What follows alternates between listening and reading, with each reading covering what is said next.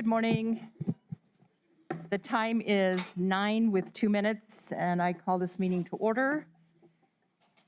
So we will start with our invocation. Father Jim Lehman, if you'll come to the podium and present the invocation. Good morning, Father.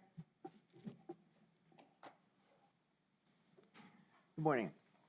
Let us pray. Gracious and loving God, we may call you by different names, but you are a God of love and peace, a God of unity and wisdom. We are made in your image and likeness, and yet we struggle to love one another. This has led to conflict and division. We ask your blessings on our county commissioners as they gather together. Help them to work together and to listen to that spirit of unity and peace. Help them to work together for the betterment of our community, and help them to realize that each brings a different point of view, but when we work together and respect each other, it is then that we discover wisdom. We ask all of these things in your name, for you are a God of love, peace, and unity. Amen. Thank you very much, Father Lehman.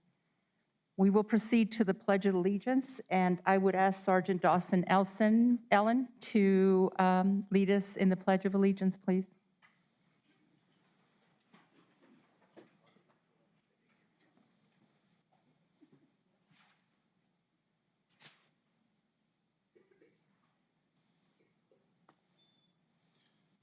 I pledge allegiance to the flag of the United States of America and to the republic for which it stands, one nation, under God, indivisible, with liberty and justice for all. Thank you, Sergeant. Amanda, may I please have a roll call of commission members present and to determine quorum? Commissioner Murillo, Present. Commissioner Reynolds, Here. Commissioner Sanchez, Present. Vice Chair Shaljo Hernandez, Here. and Chair Chaparro. Present. Ladies and gentlemen, the commission convenes as the Board of County Commissioners and the County Board of Finance in open session. Mr. Macias, are there any changes to the agenda? Good morning, Madam Chairwoman. I'm asking that item number 2 be moved up on the agenda before public input. I believe that we do have a number of individuals that are associated with the proclamation that are here, and it would serve their mental health well if they were able to leave the meeting a little bit earlier. Thank you, Mr. Macias. Are we in agreement, commissioners? Is that all right with everyone? Yes. All right. Thank you very much. We will now continue to the pet showcase. Is everyone able to hear me with this mask? Okay, thank you.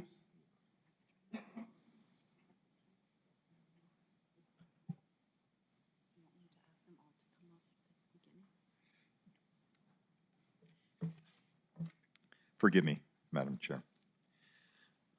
Again, for everyone that's here in the audience and that may be viewing these proceedings virtually, the County Commission takes advantage at every meeting to promote and advocate the adoption of animals from the Animal Services Center. And so our cat of the week is Sadie, who's 2 years old and a domestic medium hair length, although she looks like she could get a little grooming this morning. I've had a rough 2 years of life so far, being brought to the Animal Shelter Center of the Mesilla Valley with injuries and with milk, but no babies. The Animal Services Center of the Mesilla Valley spayed me to make sure I wouldn't have any more babies, and my injuries are healing. I'm hoping that the Animal Services Center of the Mesilla Valley helps me find the family that will treat me like a baby and let me live the easy life full of love that I deserve. Our dog of the week is Jax, and he's 6 years old. I'm curious and playful boy who likes to check out all my surroundings. While I am sometimes really interested in my environment, in the end, I absolutely love affection, attention, and playtime. I've been at the Animal Services Center for the Mesilla Valley for 10 months now, and I'm hoping I can find my forever home before my anniversary. There are adoption events that are scheduled for this Saturday, the 13th, from 10 a.m. to 1 p.m. And where is that? I don't know that it says. 2200 East Loman. PetSmart, I'm sorry. Yes, PetSmart. So again, on behalf of the Board of County Commissioners, we encourage everyone in the audience and viewing to consider adopting either Jax or Sadie or some other animal at the services center that captures your heart. Thank you, Madam Chair. Thank you, Mr. Macias. Now we will move forward to employee recognition. The commission will recognize Doña County employees for their years of service to the County of Doñana. Mr. Macias.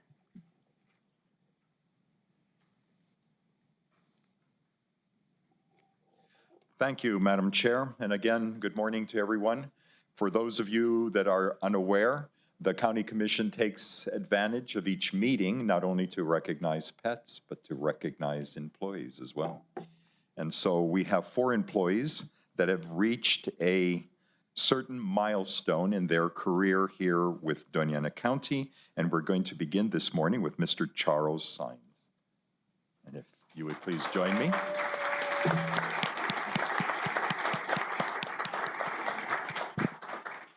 I can tell from that response, Mr. Popularity has just joined us up here in the front.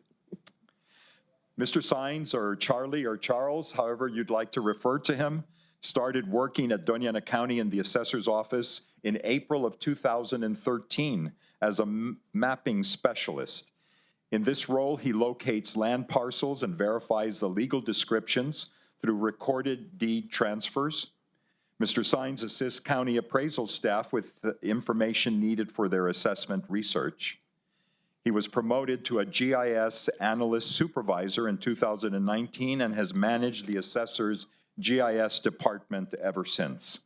He completed a degree in graphic design at New Mexico State University in 2007 and uses that knowledge, along with more than 15 years of GIS experience, to further his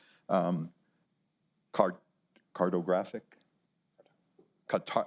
No, it would be. Okay, yes, I thought I was. Anyway, whatever that word is, it means the science or practice of drawing maps. His capabilities in design, map making, and preservation over the past 4 years, he has focused his expertise and energy on evaluating the essential data needs, proper data cataloging, data management, and new uses of historic county maps information. He makes data accuracy use and his number 1 priority, forgive me. An avid fan of comics, Star Wars, and fast cars. He organizes car events to help build a strong local car community in the city of Las Cruces. He is proud, and he is a proud and loving step-parent to 2 young ladies and enjoys supporting their hobbies in music, competitive cheer athletics, and education. A consistently cheerful and committed team member. He is known for taking adventurous vacations, but where he goes, what happens there stays there, so I cannot share any of that with you. Please join me and the commission in congratulating Mr. Charles Saenz for 10 years of dedicated service to the residents of Doñana County. Ladies and gentlemen.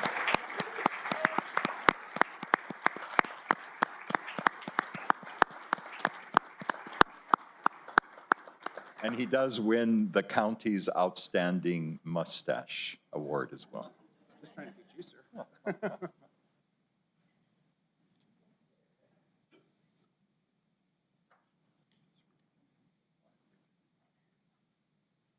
The plaque reads, to Charles Saenz, in appreciation for and recognition of 10 years of dedicated service to Doñana County on behalf of the Board of County Commissioners and County Management from 2013 to 2023.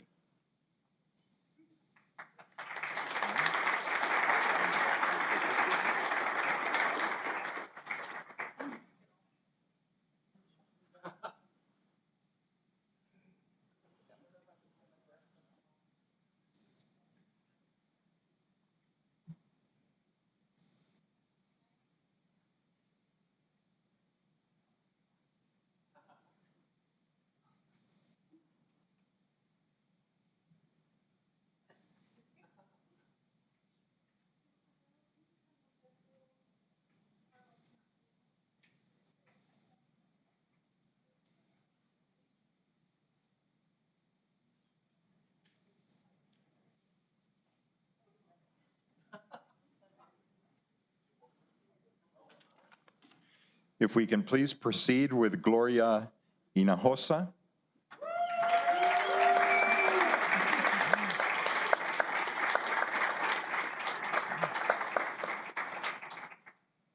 She's been with us for 15 years. That's why she got a little bit more applause than the 10-year recipient.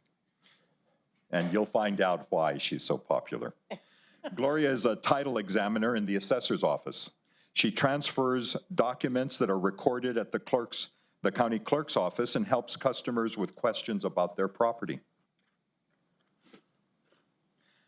A conscientious employee who is dedicated to her responsibilities, Gloria has a wealth of experience examining land titles and managing property ownership issues. All that expertise comes in handy when residents or business people have questions. She diligently finds the information they need and then speaks to them in a caring and helpful way, providing a valuable service to the public each and every day. With more than 35 years of experience as a title examiner, she is an asset to Doña Ana County and recently served temporarily as the acting title examiner supervisor. Born and raised in Las Cruces, Gloria enjoys spending time with her husband and 3 daughters who help her out a lot. She enjoys cooking and baking, especially for dinner on Sundays with the family. I didn't know that. I'll be over on Sunday. Okay. She's also proud to be known among her colleagues, this is the applause, for her banana nut bread. All right, yeah. Never having tasted it myself, I can't really comment on it. Please join the commission in congratulating Gloria Hinojosa and thanking her for 15 years of dedicated service to the residents of Doña Ana County. Congratulations.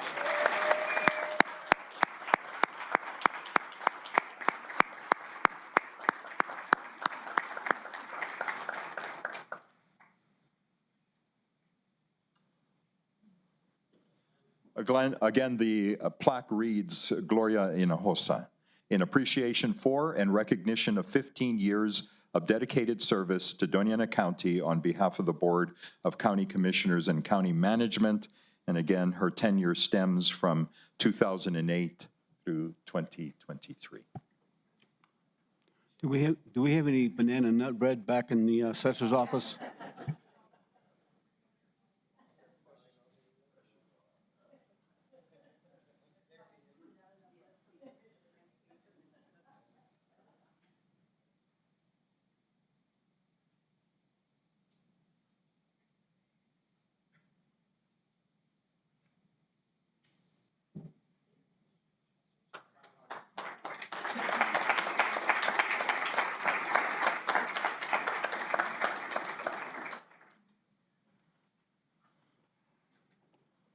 Sergeant Dason Allen.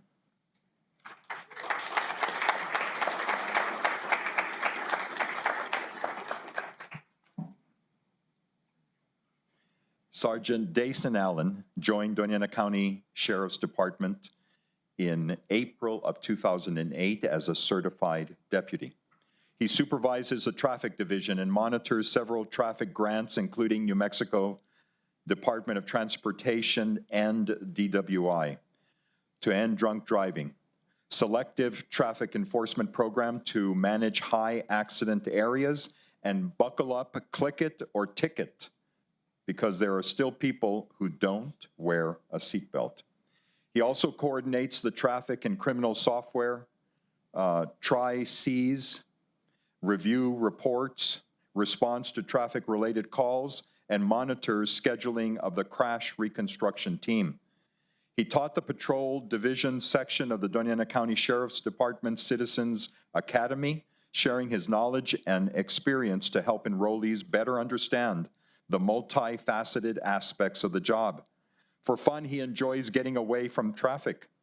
As Sergeant Allen likes to hunt and fish, but his main hobby is golfing. But he has been known to give tickets to other people in their golf carts for speeding on the golf course. That's not true, but I thought I'd throw it in. Please join me in congratulating Sergeant Allen and thanking him for 15 years of really outstanding and dedicated service to not only the Sheriff's Department, but especially, even if you didn't like receiving a ticket, to the residents of Doña Ana County.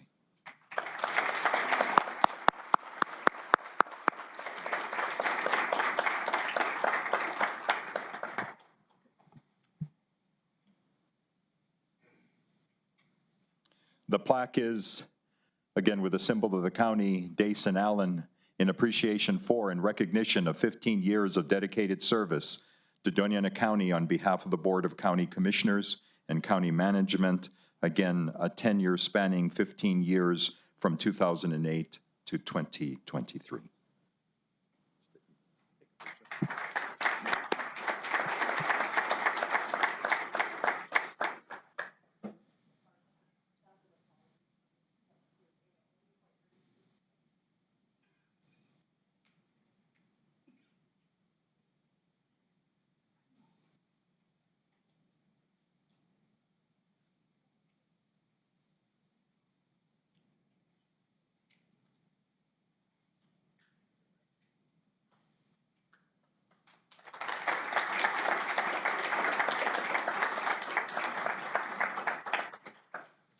Our last honoree is Ron Burek. Mr. Burek, if you'd come forward.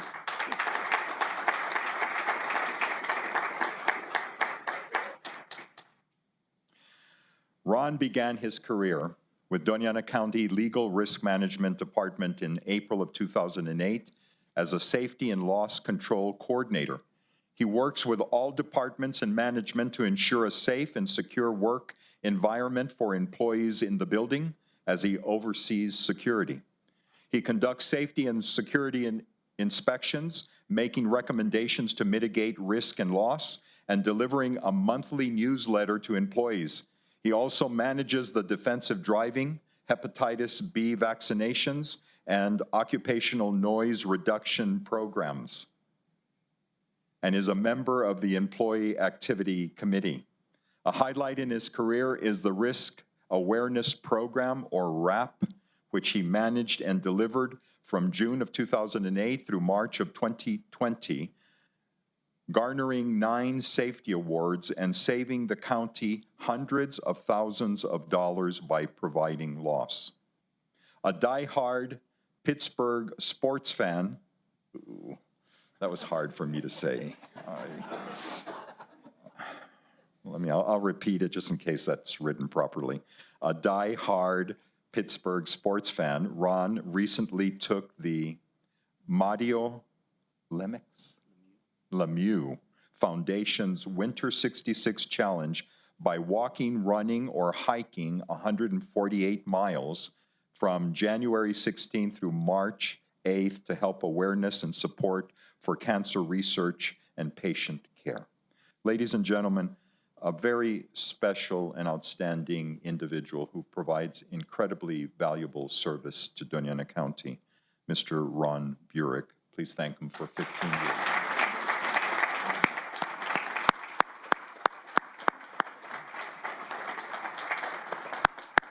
You can tell that walking did him a lot of good.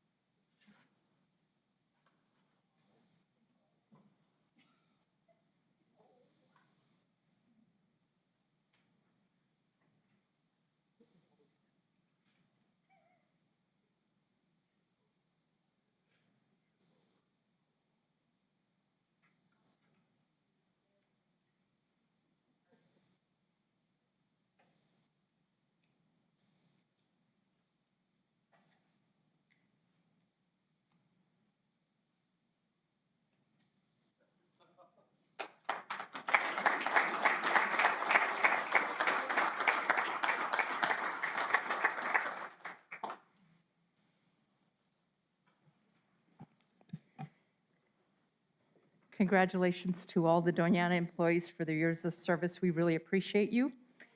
So now we will move forward to agenda item number 2, to proclaim the month of May as Mental Health Awareness Month in Doñana County. May I please have a motion?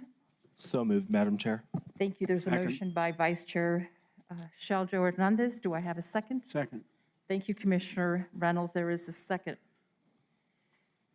Ladies and gentlemen, I'm very proud to set forth this proclamation for Mental Health Awareness Month in Doñana County. Mental Health Awareness Month was established in 1949 by the national advocacy organization Mental Health America. The stigma associated with mental health is the most problematic barrier to rising mental health awareness. So to help raise mental health awareness, let's take time to educate ourselves. We all know people in our families, some of our friends that are suffering from that mental health, and even ourselves at times. So let's volunteer, donate, and help this county. So then it is that May is observed as Mental Health Awareness Month in the United States. It is time to raise awareness about mental health issues and reduce the stigma around seeking help for mental health problems. Mental health is essential to our overall well-being, yet it is often overlooked or ignored. Mental health problems can affect anyone regardless of age, gender, race, or social economic status. It is vital to prioritize mental health and seek help when we need it. Mental Health First Aid is a training program that teaches individuals how to recognize the signs of mental health problems and provide support to someone who may be experiencing a crisis. And we do have the Crisis Triage Center here established by Doñana County that this commission has been working on for a few years, and we were proud to open up the Crisis Triage Center a couple of years ago. This program is designed to help people respond to mental health emergencies effectively and compassionately.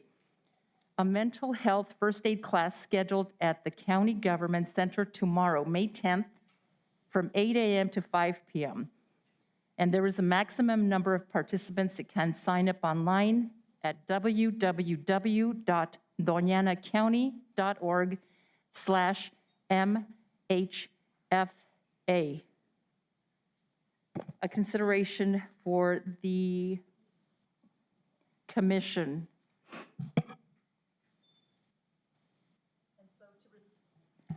To receive the proclamation today, we're honored to have Eric Bransford from the Doñana County Health and Human Services. Why don't you have the others? Madam Chair, a few words from Ms. Michaels, please. Good morning, Ms. Michaels, how are you?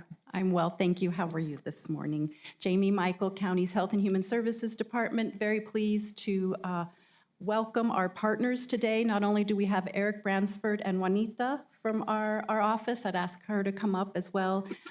Eric oversees a lot of the work that we do related to the prevention efforts around mental health and substance use disorders. And Juanita helps coordinate all of the mental health first aid trainings that you're talking about. We also we start with prevention, but we have to look at crisis response, treatment, and recovery support services. So I'd also like to welcome up to the podium with me our partners. We have the director for the Crisis Triage Center here. So thank you, Karina, for being here. We definitely community-wide understand that at the moment of crisis, you need a calm place to go, you need competent people to serve you, and you need to be welcomed as a guest, and use that as an opportunity to reconnect to your treatment. So we also have with us here today a longtime partner with Amador Health Center. Ray Stewart, can you join us up here? Amador provides some of that ongoing treatment, especially around substance use disorders. And we also have people from NAMI of Southern New Mexico. They provide a lot of the support through recovery. We have peer support specialists, so can I get that group of folks to join me up here, please? And then one of our primary outpatient and inpatient providers in Doñana County, Peak Behavioral, and we have their CEO, their COO, and their Director of ACT. So will you all join us up here, please, Sandy, Kristen, and Brad? Yes, we have everybody here. Welcome. Thank you. And I'm sorry, I was not able to get here prior to the meeting, so if there are other people in the audience that I did not see that are part of our behavioral health treatment team, please join us up here. Wonderful, thank you.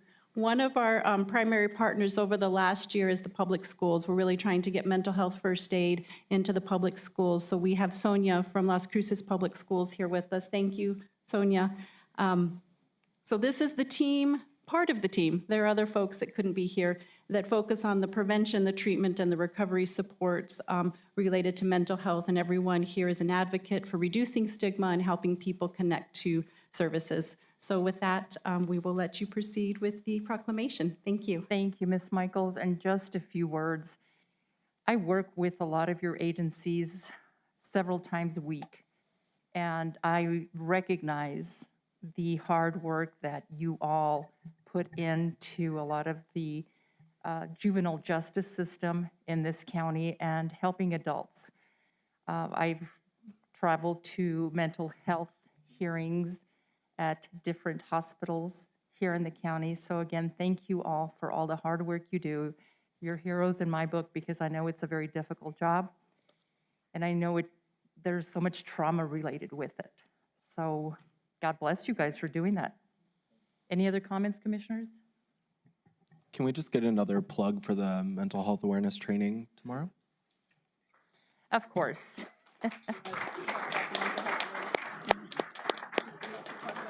So again, the mental health first aid class is going to be scheduled tomorrow here at the County Government Center from 8 a.m. to 5 p.m. And there is a limit to the number of participants that can sign up. And you can sign up online at www.donianacounty.org MHFA. Any other comments, commissioners? I just want to add to that, I'm sorry, we do have a class tomorrow, as you stated, but we also have one happening every other month through the summer. So there'll be one in June, July, and August, and you can go to the county's website to register, or you can call our department. Thank you. Thank you. Commissioner Reynolds? Thank you, Madam Chair. You know, I think it's easy to say that there's not one person in this room that hasn't been affected by either a family member or their self or any way with mental health problems or challenges. So we have such a need that there's room for everyone to play in the sandbox and room for everyone to make a difference in this county. And we know how important it is, you know how important it is, and so I thank you all for dedicating your life, your time, and your services to helping everyone in the community be a better person and be all they can be, actually. So thank you very much. Thank you, Commissioner Reynolds. May I have a roll call vote very quickly before the Madam proclamation? Chair, would Yes. you like for me to read the Oh, yes, thank you so much, Mr. Macias. Thank you. Whereas in honor of Mental Health Awareness Month, Doñana County joins the national movement to raise awareness about the importance of mental health and to promote mental health education and support. Whereas this annual acknowledgement provides an opportunity to encourage individuals to seek help when needed through hotlines such as 988, counseling and peer support services through the Crisis Triage Center, and support groups such as NAMI, or the National Association of Mental Illness, Southern New Mexico. And whereas each year, the county provides support to residents for overall health and well-being in the form of mental health first aid training by partnering with local agencies and contracting with providers to fight stigma to support people with mental illness and their families. And whereas impact is made through collaboration with Recovery Innovations International, having over 1,600 admissions to the Crisis Triage Center, with Doñana County Health and Human Services Department, who trained 20 mental health and first aid instructors in the past 8 years by partnering with Las Cruces Public Schools and Gadsden Independent School District to train 5 instructors and host 8 of these classes, along with the county's detention center, Yes Care, New Mexico Department of Health, Ideal Option, and Amador Health Center to offer medication-assisted treatment. And whereas the commission encourages all individuals, organizations, and communities to raise awareness about mental health and advocate for policies and resources that improve mental health outcomes. Now, therefore, the Doña Ana County Board of Commissioners does hereby proclaim the month of May as Mental Health Awareness Month, proclaimed this ninth day of May of 2023. Madam Chair, a proclamation for the consideration of the commission. Thank you, Mr. Macias. Now, may we have a roll call vote? Commissioner Murillo, Yes. Commissioner Reynolds, Yes. Vice Chair Shaljo Hernandez, Yes. and Chair Chaparro. Yes, motion carries unanimously.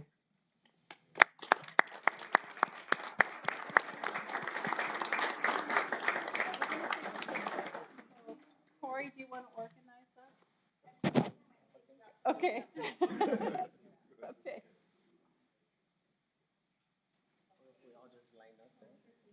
Come into the front. Yes. If I could have the We can go, I can go over there. I can go. Let's go, sister.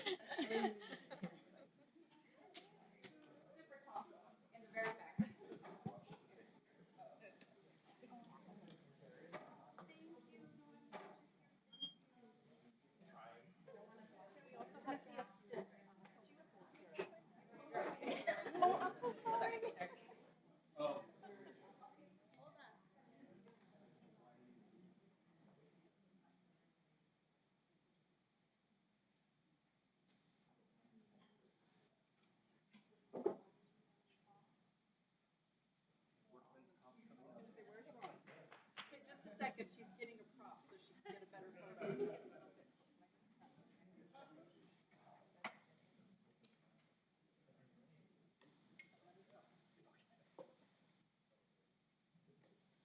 I brought this because I was prepared.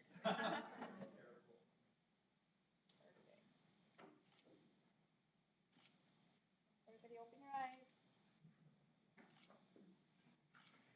Thank you.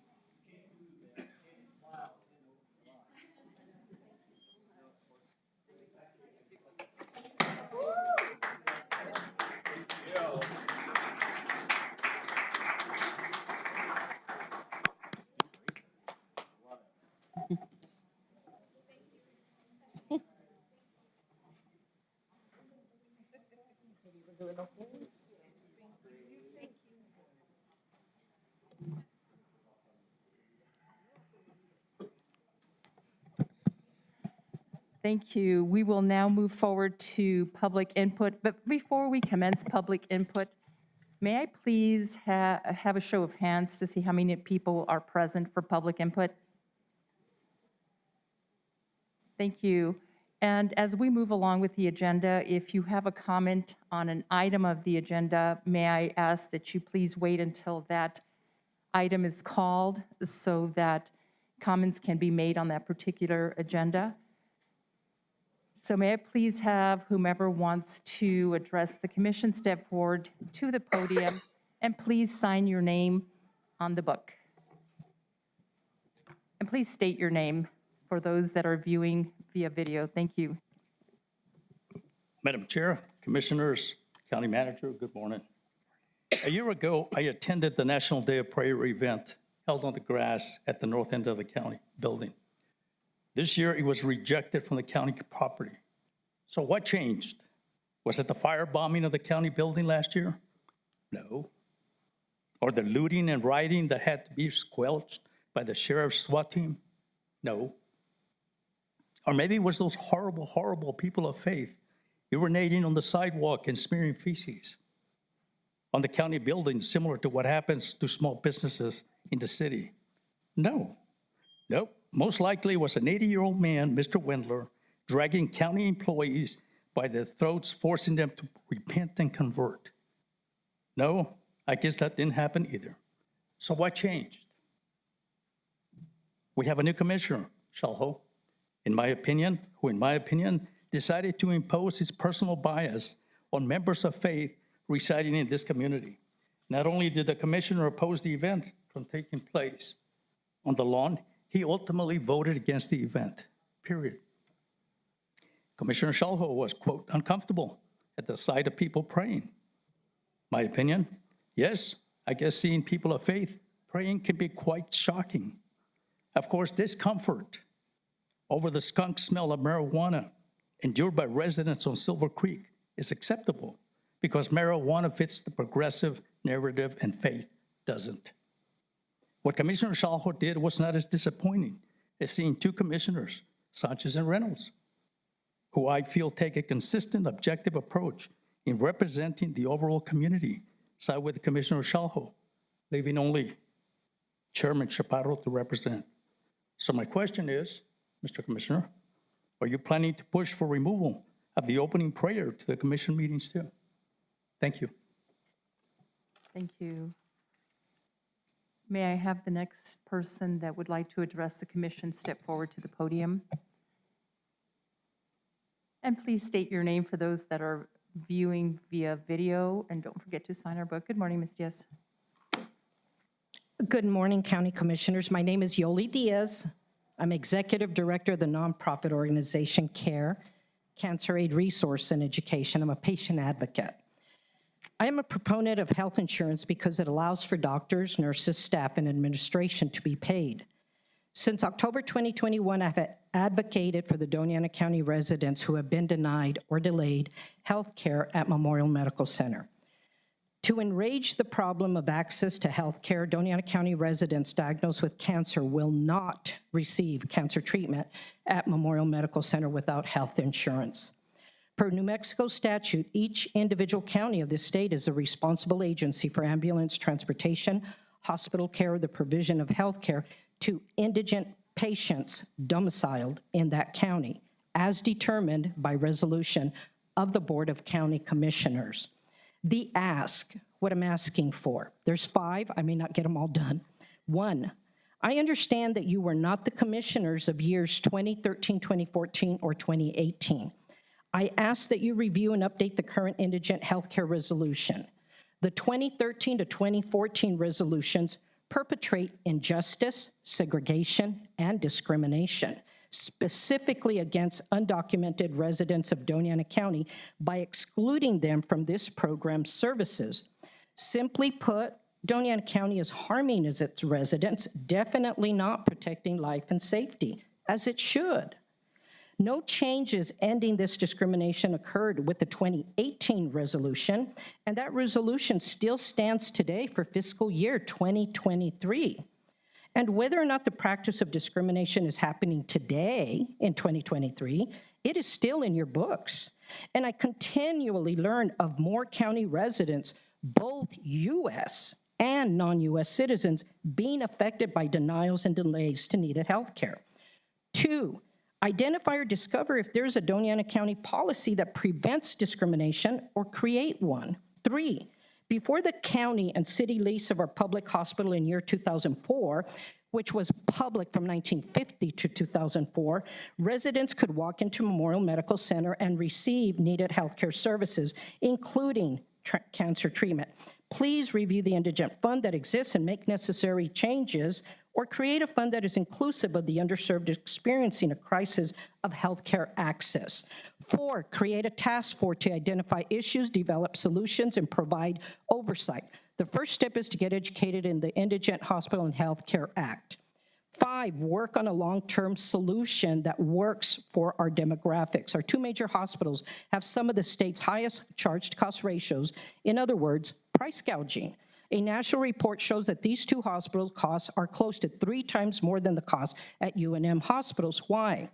Last thing just to say, I realize that you commissioners are not the source of this problem. However, you need to be the source of the solution to reduce the cruel, unbelievable inequities and disparities in healthcare access in Doña Ana County. Thank you for your time, and I look forward for better days for our residents who are sick. Thank you, Ms. And I Diaz. do have some information for you.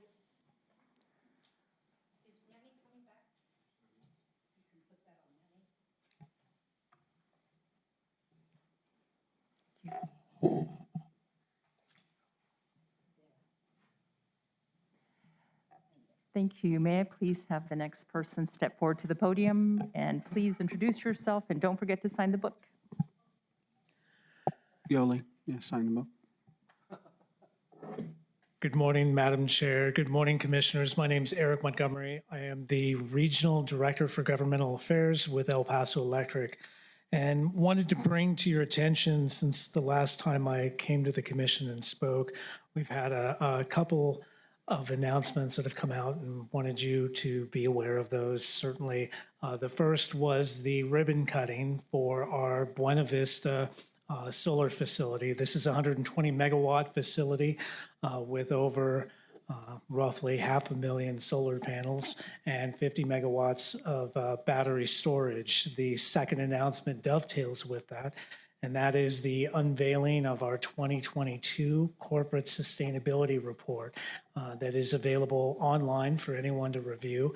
The big announcement that comes with that is that, separate from the Buena Vista solar facility, last year we achieved 47% of our total generation mix being carbon-free. So we are well on our way of meeting both our corporate goals and the ETA goals of being 100% carbon-free by 2045.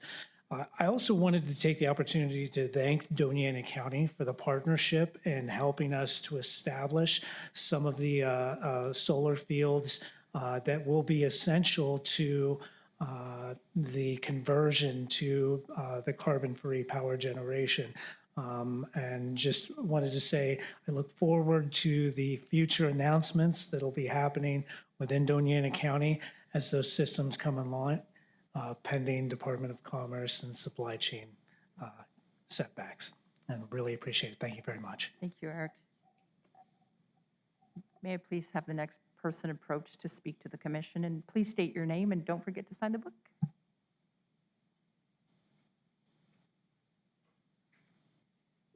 Good morning, Madam Chair, County Commissioners, County Manager. My name is Leonard Wells, and I am from the Fort Bliss Garrison Headquarters, where I work in the Plans Analysis and Integration Office.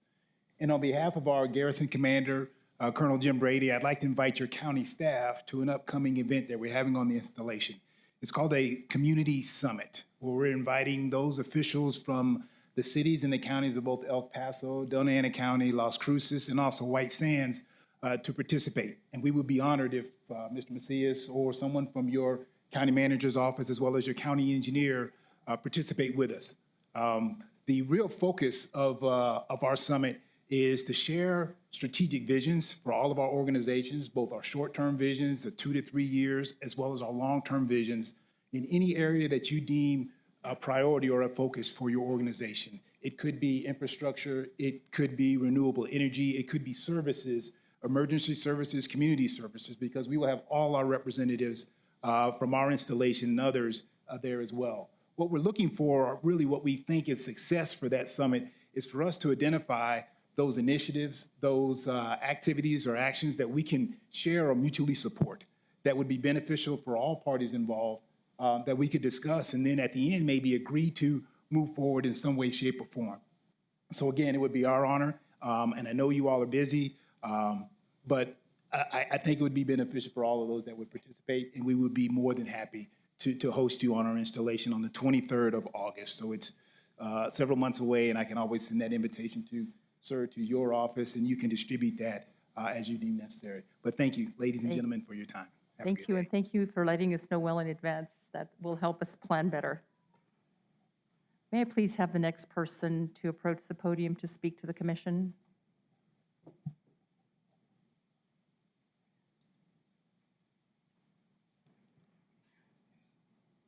Good morning. Good morning. Good morning, members here. I'm Pastor Gene Pettit, and I was brought here this morning to speak because I normally don't come down to the county commissioners' meetings. We are respectable that you guys have been moved into office or elected into office to do what you need to do and are called to do. But unfortunately, I feel that we need to babysit some of you guys. And I say that kind of loosely because I don't want to be disrespectful, but at the same time, the Lord has brought me to speak to 3 things here this morning that affect everything we do. Some of you are going to disagree with that, but that's okay. We have a country where we can still disagree to this point in time. I want to speak to morality, character, and sin. All three affect decision makings in our community. We talk about one nation under God. Well, what God is that we serve? Because a fool says in his heart, there is no God. And you can say, well, Pastor, that's your opinion. No, our founding fathers set course on this nation with biblical standards that are in this book, the Bible. They thought it well to look at morality, character, and sins. Unfortunately, our country has gotten sick into sins, which affect our morals, our decision-making, our characters, what we do. Some of you are getting really uncomfortable with this, and you should get uncomfortable because it affects your decision-making and what you're doing. If you were to come to me as a pastor and say, Pastor, you know what? I want to join in this union. That's not a holy union of God. It's my job to correct that.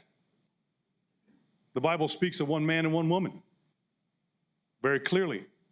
But our nation has gotten sick with sin, and we're acceptable of that. But I'm going to back up, and I'm not going to pick on just one individual. Because morals go to stealing, contracts, and things that we do, decision-making. Speaks to our character and how we were raised. Do we have godly character, as our founding fathers had? They thought it was well to come before God and pray. Bring those decisions before Him, bring those decisions before others, and then make a course of action. Some of you are going to make decisions this morning on actions. Where does that come from? Does it come from a good, godly, moral character? Or does it come from man? There's an old saying back on the farm, what's down in the well will come up in the bucket. So I ask you this morning, what's down in your heart? Because it says in the Gospel of John 7:38, Jesus said, come on to me if you want living water. And out of your bellies, out of your heart will flow rivers of living water. So I ask you, what's in there? I don't mean to pick on you. I would love to speak to any one of you at a different time and place because Jesus loves you, but He doesn't love the sin you're in. Thank you. Thank you, Pastor. May I have the next person who would wish to address the commission step forward to the podium? And Madam Chair? Commissioner Reynolds? I've been sitting and listening to this for several months now. And the only thing I can say is if you're willing to come up and speak kindly, freely, and not discriminate, not show discrimination against anybody on this board or anybody in this audience, you are welcome to join us. However, a lot of the comments I'm hearing are borderlining on discrimination and personal beliefs that are not welcome, in my opinion, in this office. If you want to be professional, if you want to be unbiased, and you want to provide your opinion and not discriminate on anybody on this board, I am happy to hear you. But if you're going to bring discrimination and accusations about our personal beliefs, okay, which we are entitled to based on the First Amendment and the Constitution of the United States, I don't welcome it. I don't want it, and I don't want to hear it personally. That's my speaking. I'm not speaking for the board. But you think about, I don't come to your organization, and I don't accuse you of anything personal, and I don't appreciate you accusing us of anything personal either. Thank you, Madam Chair. Thank you, Commissioner Reynolds. No, sir. We're going to move on.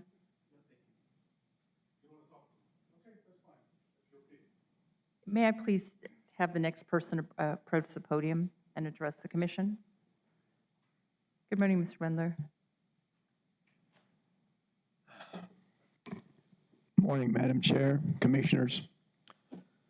I wasn't going to come this morning. I was out walking with my wife this morning and talking to the good Lord. And He urged me, you got to go to the commission's meeting. I'm retired. I don't have to do this. But you're being paid. No offense. And you've taken an oath of office. Well, In God we trust. That's our national model. Does anyone here have an offense to that? That's our national model. In God we trust. Now, do we? Or do we not? July 4th, 1776, July 4th, another national holiday coming up soon. And we will be observing that, I pray. And on that day, 56 men signed that Declaration of Independence, a contract, if you will. And in it, some of the last words they said before they listed their grievances was, in support of this declaration, with a firm reliance on the protection of divine providence, we mutually pledge to each other our lives, fortunes, and sacred honor. Now, that's when men were men. John Hancock signed big, bold-faced font so the King George would be able to read it without his bifocals. And the Redcoats were coming after John Hancock and Samuel Adams in Lexington to round them up, to haul them off to jail, into something else too, I presume. So those men, divine providence, signed that document. And then 11 years later, they wrote a lot of them got together and wrote another document that starts out with, we the people. It was not exclusionary. It included we the people. It didn't say for certain groups of people. And they put their lives on the line to give us what we have now, a wonderful, exceptional country that people are literally dying to get here. To do what? To pay homage to In God We Trust. So I urge you folks, you've all taken an oath of office, as you well know. Are you impartial? And I won't mention the name, but I have a certain commissioner here that represents me. And I honestly believe that that person does not represent me. I can prove it. Those are facts. Thank you very much. God bless you. Thank you, Mr. And I do Webb. mean that, because you need it. And before the next person approaches the podium, I would like to say that I am very proud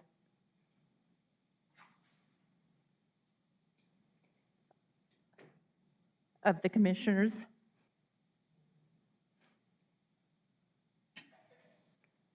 with whom I serve. And we all have different opinions, and we all represent different constituents. And it's a tough job, and we struggle with decisions every time we're up here and during the day and the weekends, and unfortunately, we're not able to meet and chat with each other unless there's only two of us, because we may inadvertently vote on something later. But as much as the community disagrees, I'm proud to serve with each and every single one of you. And I ask the public to please be as cordial and respectful to us as we are with you. Thank you. Is there anyone else that would like to approach the podium and speak to the commission? All right, thank you. Then we will move on to staff input. Mr. Macias? Thank you, Madam Chair. And I just, well, let me hit the first topic first. I just want to inform you that our student enrichment internship program, and again, I've discussed this with the commission before. 2 years ago, when we first did the program, we were able to place 450 high school students, including those just graduating, in positions throughout the county. That was our first effort with this program. Last year, we placed 850 students, although statewide, there was only 2,100 placements. This year, our applications, and that doesn't absolutely guarantee, because there could be some either duplications or something that might disqualify, but right now, we are looking at 1,751 students who have said, I want to work this summer. The biggest challenge, and I think that this is why I'm raising it at this point, is because we need to develop more placements in the next 3 weeks in order to accommodate that kind of volume, because the volume could increase to nearly what was done on a statewide level, but here in Doña County. So any businesses that you're aware of, anyone that you have contact with that could potentially, there is a very easy to fill out business application. So we're in the course of having discussions, promoting that. We have individuals that are out there reaching out to businesses, nonprofits, other governmental entities throughout the county.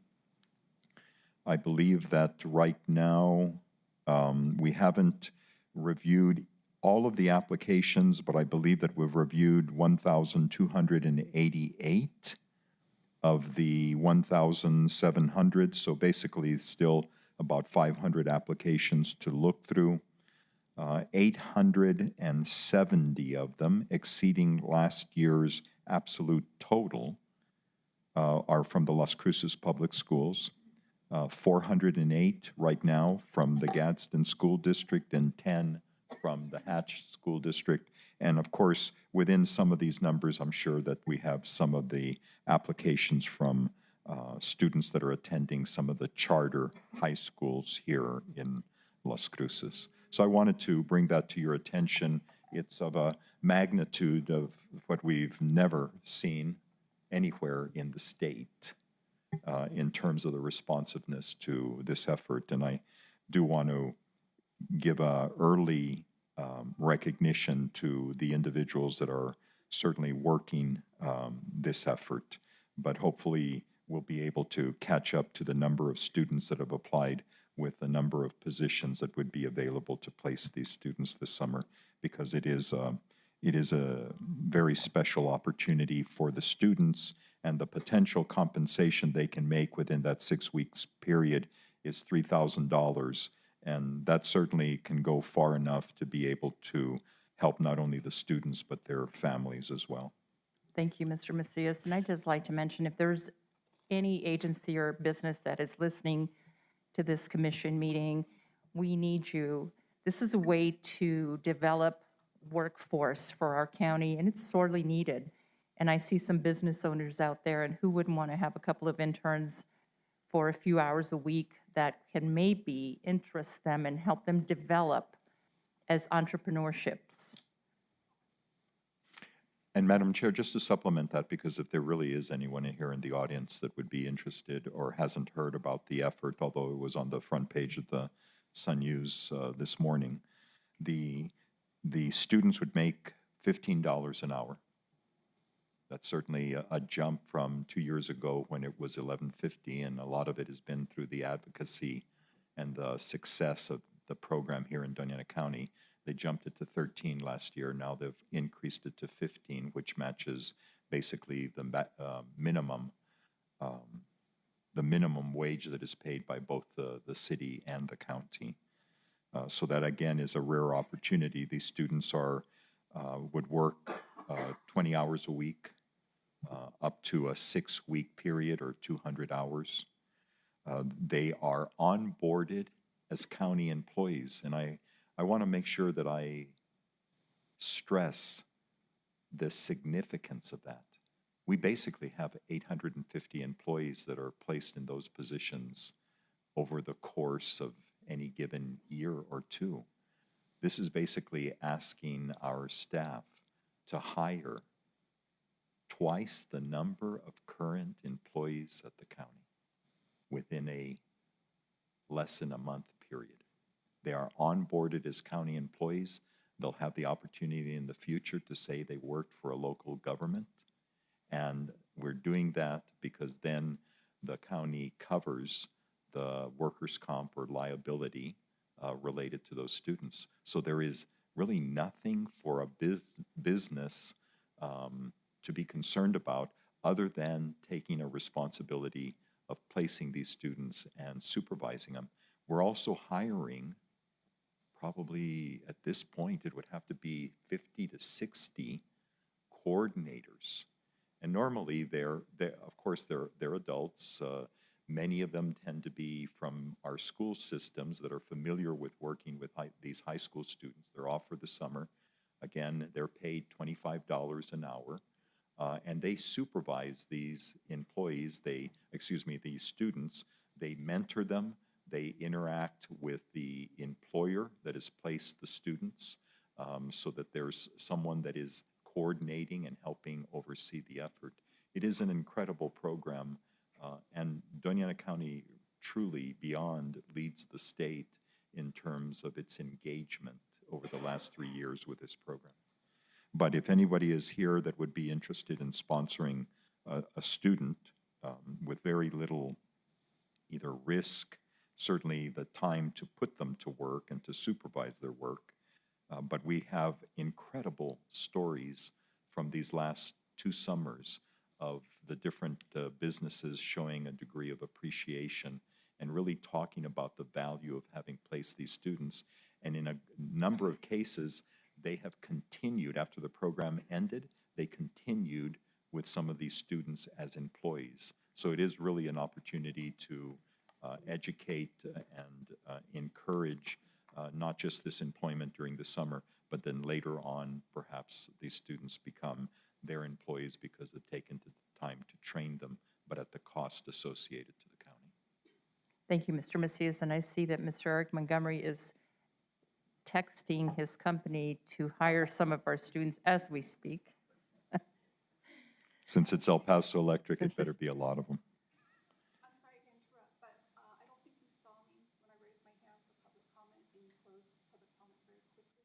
Is there a way that I can still? Madam Chair, I think certainly the courtesy can be extended. If I could, though, just finish my Of course. If we'll just wait until after the staff input. Thank you.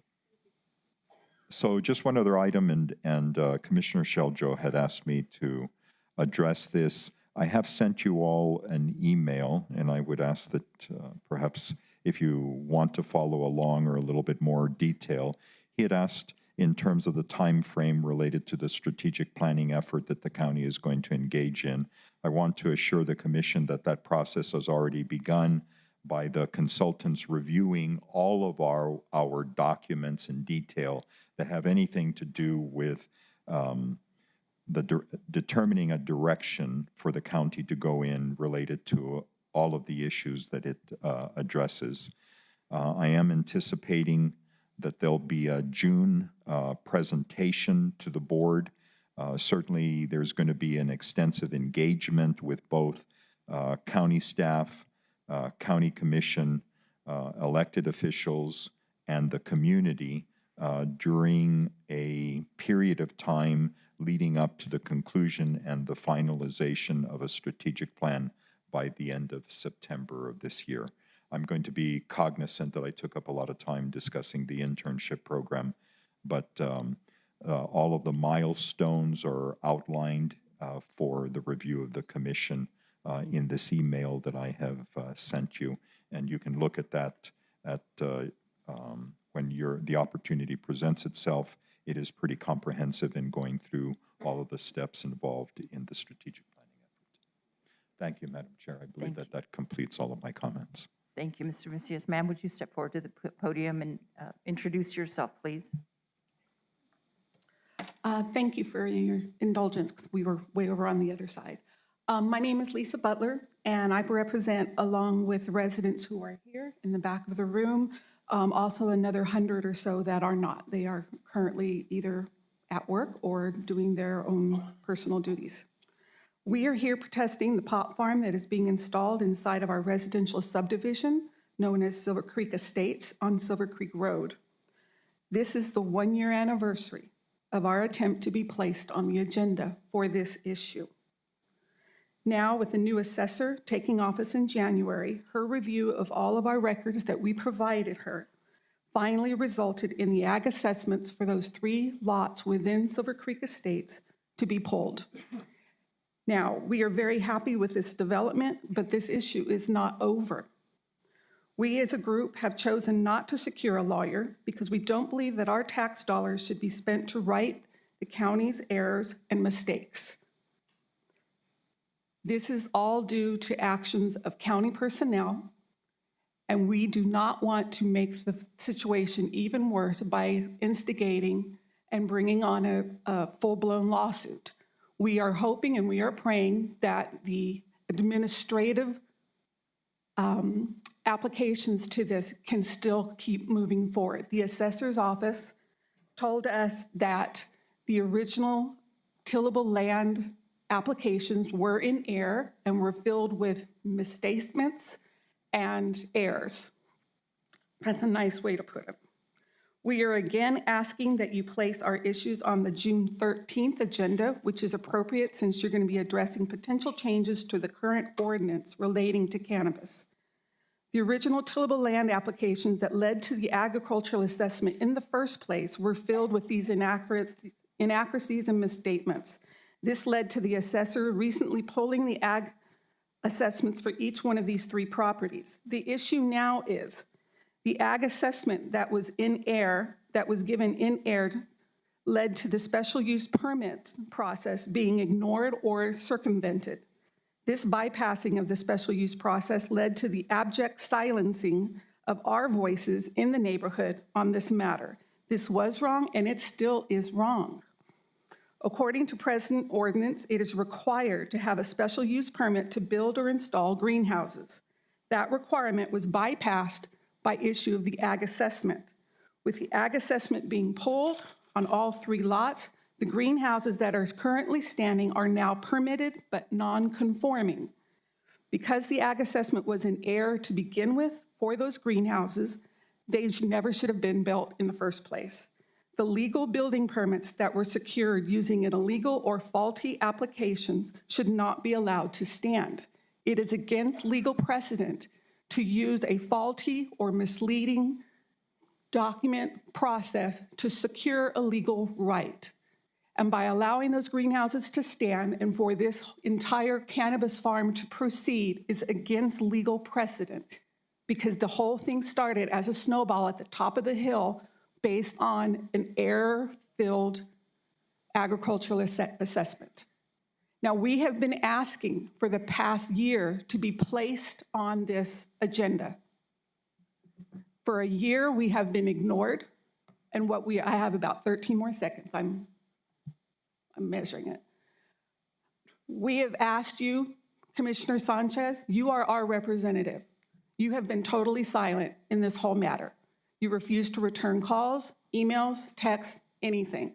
So we are beseeching the other commissioners on this panel, will you please ask that our issue gets be placed on the June 13th agenda? You all have that right. Since our commissioner is not doing it and is not serving us, we are begging the rest of you, please, somebody stand up for us. Thank you. Thank you, Ms. Butler. We will now move on to county elected officials' input. Madam Chair. Mr. Macias. Madam Chair, I shouldn't be the one asking to let me address that issue, since I'm the one that is always asking the commission not to respond to public input because the items are not on the agenda. But the statements that have been made are, perhaps the individuals believe that the information that they have is correct, but what they are representing is not. And I believe that it is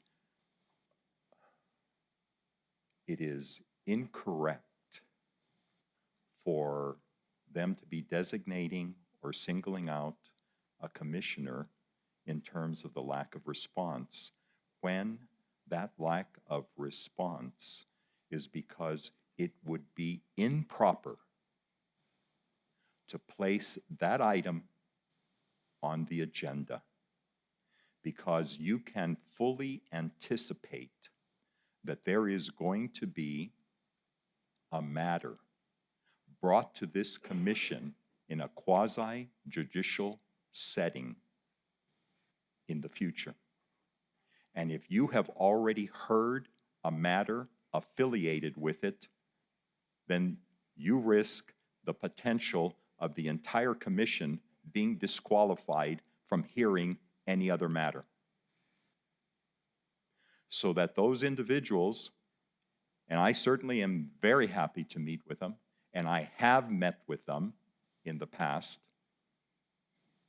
this item cannot be brought in front of the commission.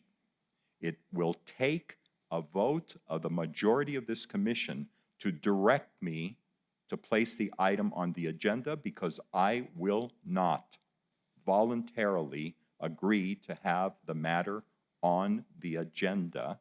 And again, this board understands that it is the county manager who makes a determination, along with the chair, as to whether an issue is ripe and ready to be brought onto the agenda.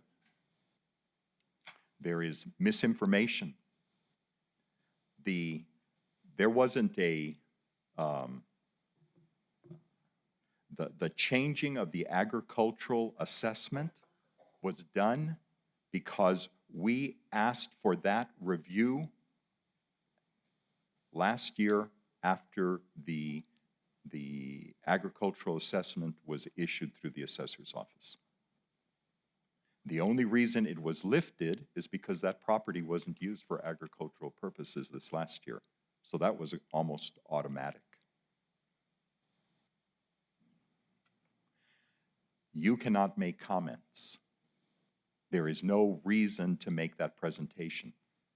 I did recommend to this group to pursue legal avenues. If they've chosen not to do that, that's their right. But this board cannot be compromised in its ability to hear an issue that will be coming forward. And I believe that it is wrong to single out an individual commissioner because they understand that any remarks that they make can and will be held against them, whether it is private comments or said to a group of people that later will compromise their ability to be impartial in a proceeding in front of this board. If the group wants any further explanation or to discuss it, I am always available. Thank you. Thank you, Mr. Macias. Now we'll move forward to county elected officials' input. Ms. Ortega.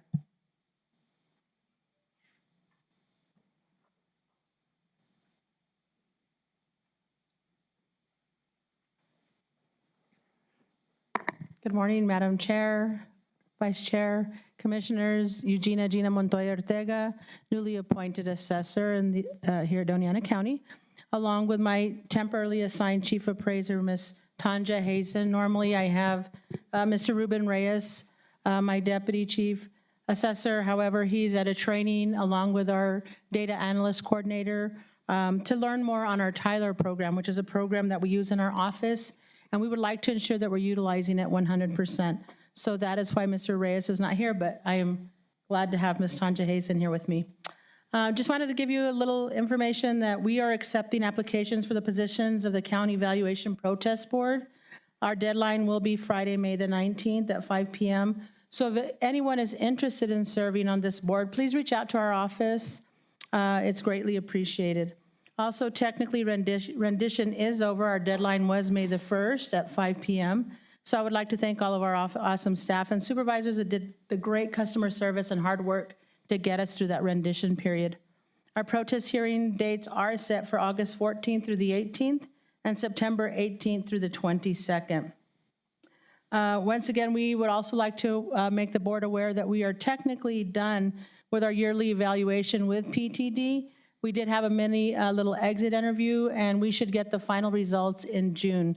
And that will let us know exactly where we stand with our daily operations and our assessments.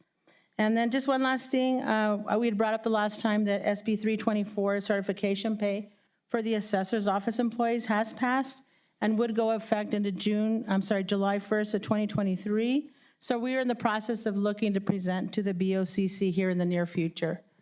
So just thank you for your time, and just want to let the residents of Doñana County know that the assessor's office is here. We're here every Monday through Friday, 8 to 5. Some of us are here a little bit longer, but we are here to serve and assist anybody that we can with whatever they might need. Thanks. Thank you, Ms. Ortega. I see Mr. Rodriguez. Would you like to address the commission, Mr. Rodriguez? And by the way, before you start, I went and paid my taxes, and it was so painless. I appreciate it. I'm glad. That's what we're here for. So, Madam Chair, members of the board, Eric Rodriguez, County Treasurer. So, yeah, I'm here to provide an update of our operations here at the Treasurer's Office. It is tax season after all. Tomorrow is our second half tax deadline, which people can pay to avoid any penalty and interest after tomorrow's date. Penalty and interest does accrue to the account. Our office that is currently open for extended hours from 8 a.m. to 5:30 p.m. Monday through Friday. We will continue that extended hours until the end of this month, at which point we will convert to our summer hours. I wanted to tell you a little bit about our collections and where we're at and how it compares to prior fiscal periods. So this year, the total amount of taxes levied was $161 million. Of that, we've collected 144, so that puts us just over 90% to date as of this morning of what we've collected for the 2022 tax year. To compare, last year at this time, we had collected only 70% of the 2021 tax year. So property taxes are coming in, they are steady, they are consistent, and they are timely. So we are happy to project that we will have a lower amount of delinquent accounts later this year, or at the end of June, when we send out those delinquent notices. So that is good news for the county, and that just says that those revenues are coming in. Our investment portfolio as of today sits at $240 million. $30 million of that will be distributed to our local taxing entities, and then the rest of it is still being managed, and we're forecasting that by the end of the fiscal period, we will have brought in $3.4 million in investment revenue, compared to what we budgeted this time last year for FY23. It was $1.7 million, so we will be doubling our investment revenue. Of course, we could get into the reasons why, such as interest rate hikes and such, but that has been a benefit to the county's portfolio. I just want to then just mention about our recent changes to the office, which include a new Accountant 3 position, Ms. Connie Reed. Ms. Connie comes with 20 years of experience in the county already. She was our accountant specialist, our accounts payable accountant, our grants accountant, and most recently our accounts receivable accountant. The Accountant 3 position in the office that she's taken over is responsible for reconciling all the county's books and also helping the county treasurer manage banking relationships. So it's very welcome to have somebody with their expertise and professionalism in my office. Last thing I just want to provide notice is that we are looking for volunteers for the Investment Advisory Committee. We should be posting that on the county website and social media very soon.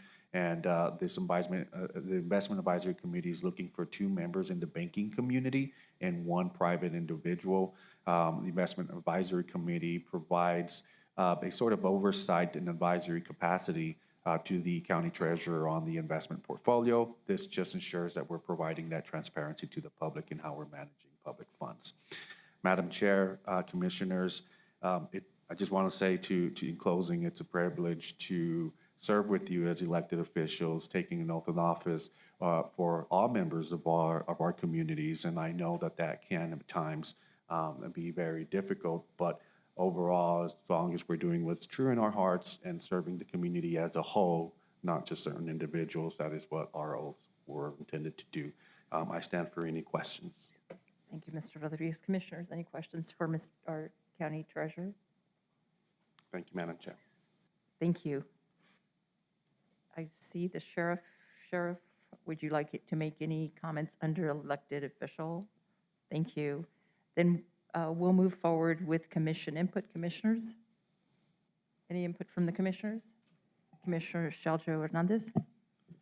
I just wanted to point out a couple things. We do have the county logo contest going on that is supposed to energize the public to get them involved in designing a logo for the county. It is on our website. It's on all of our social media platforms.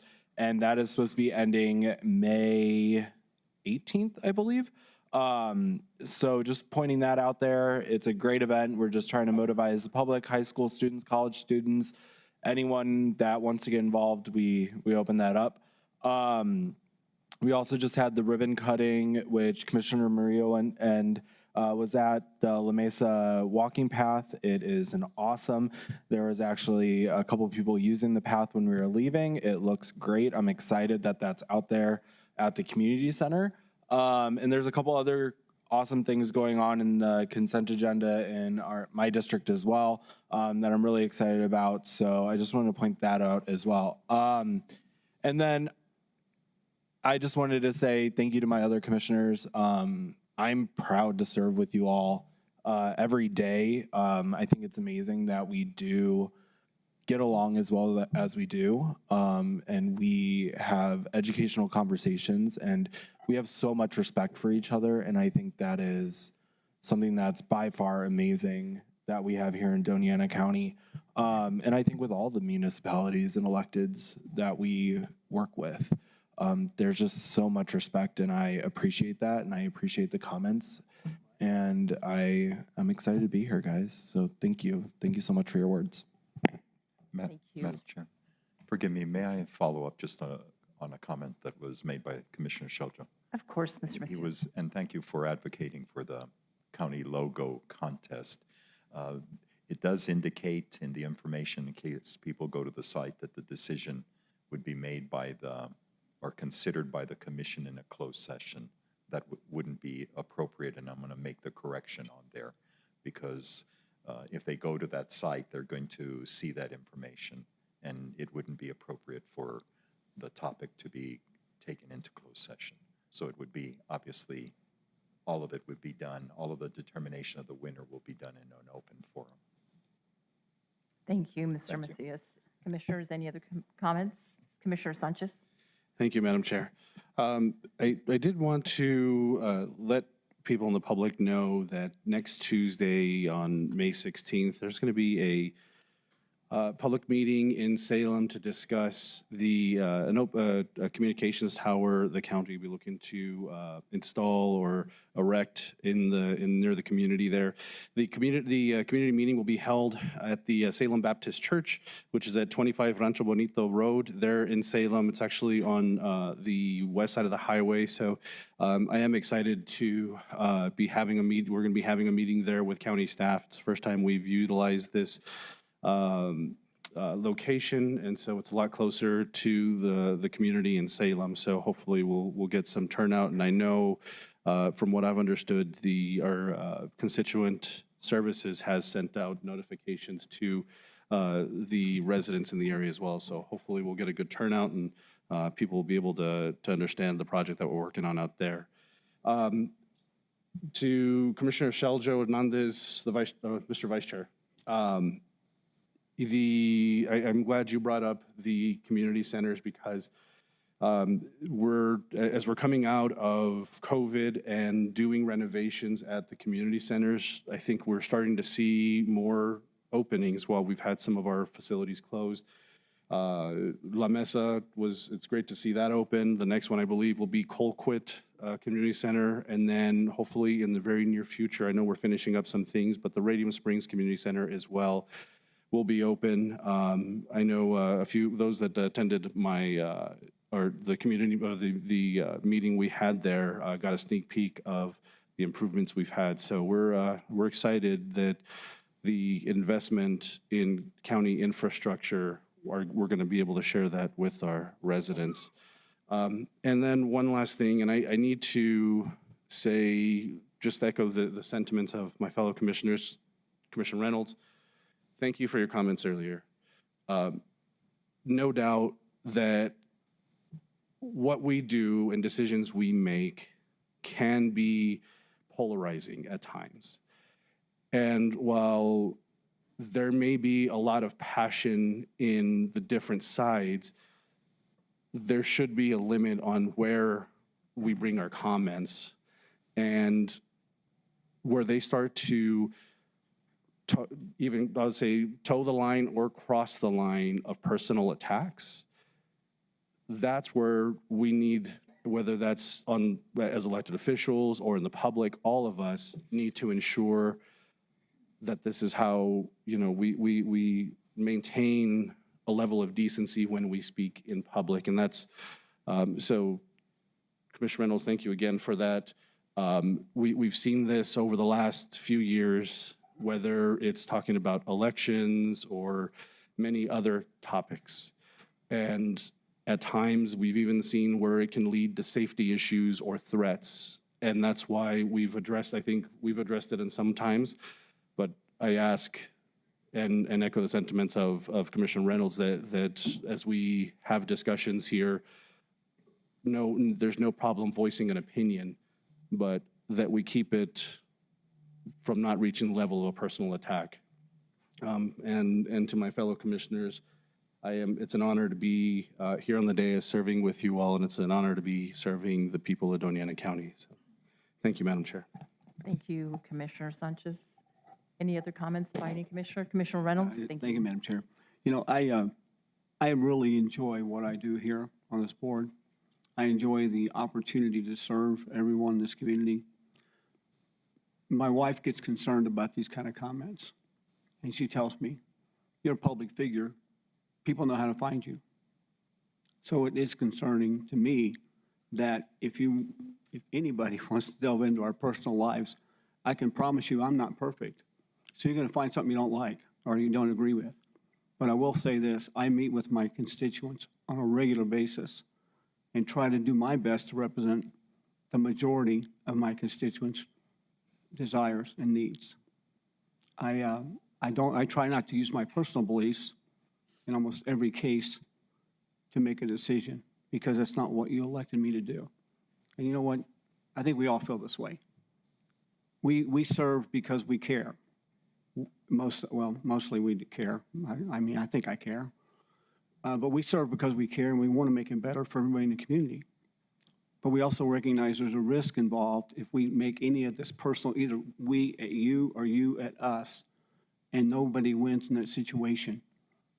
We're responsible, in my opinion, for 80% of the quality of life here for our constituents. And we welcome any input every day, and we appreciate it.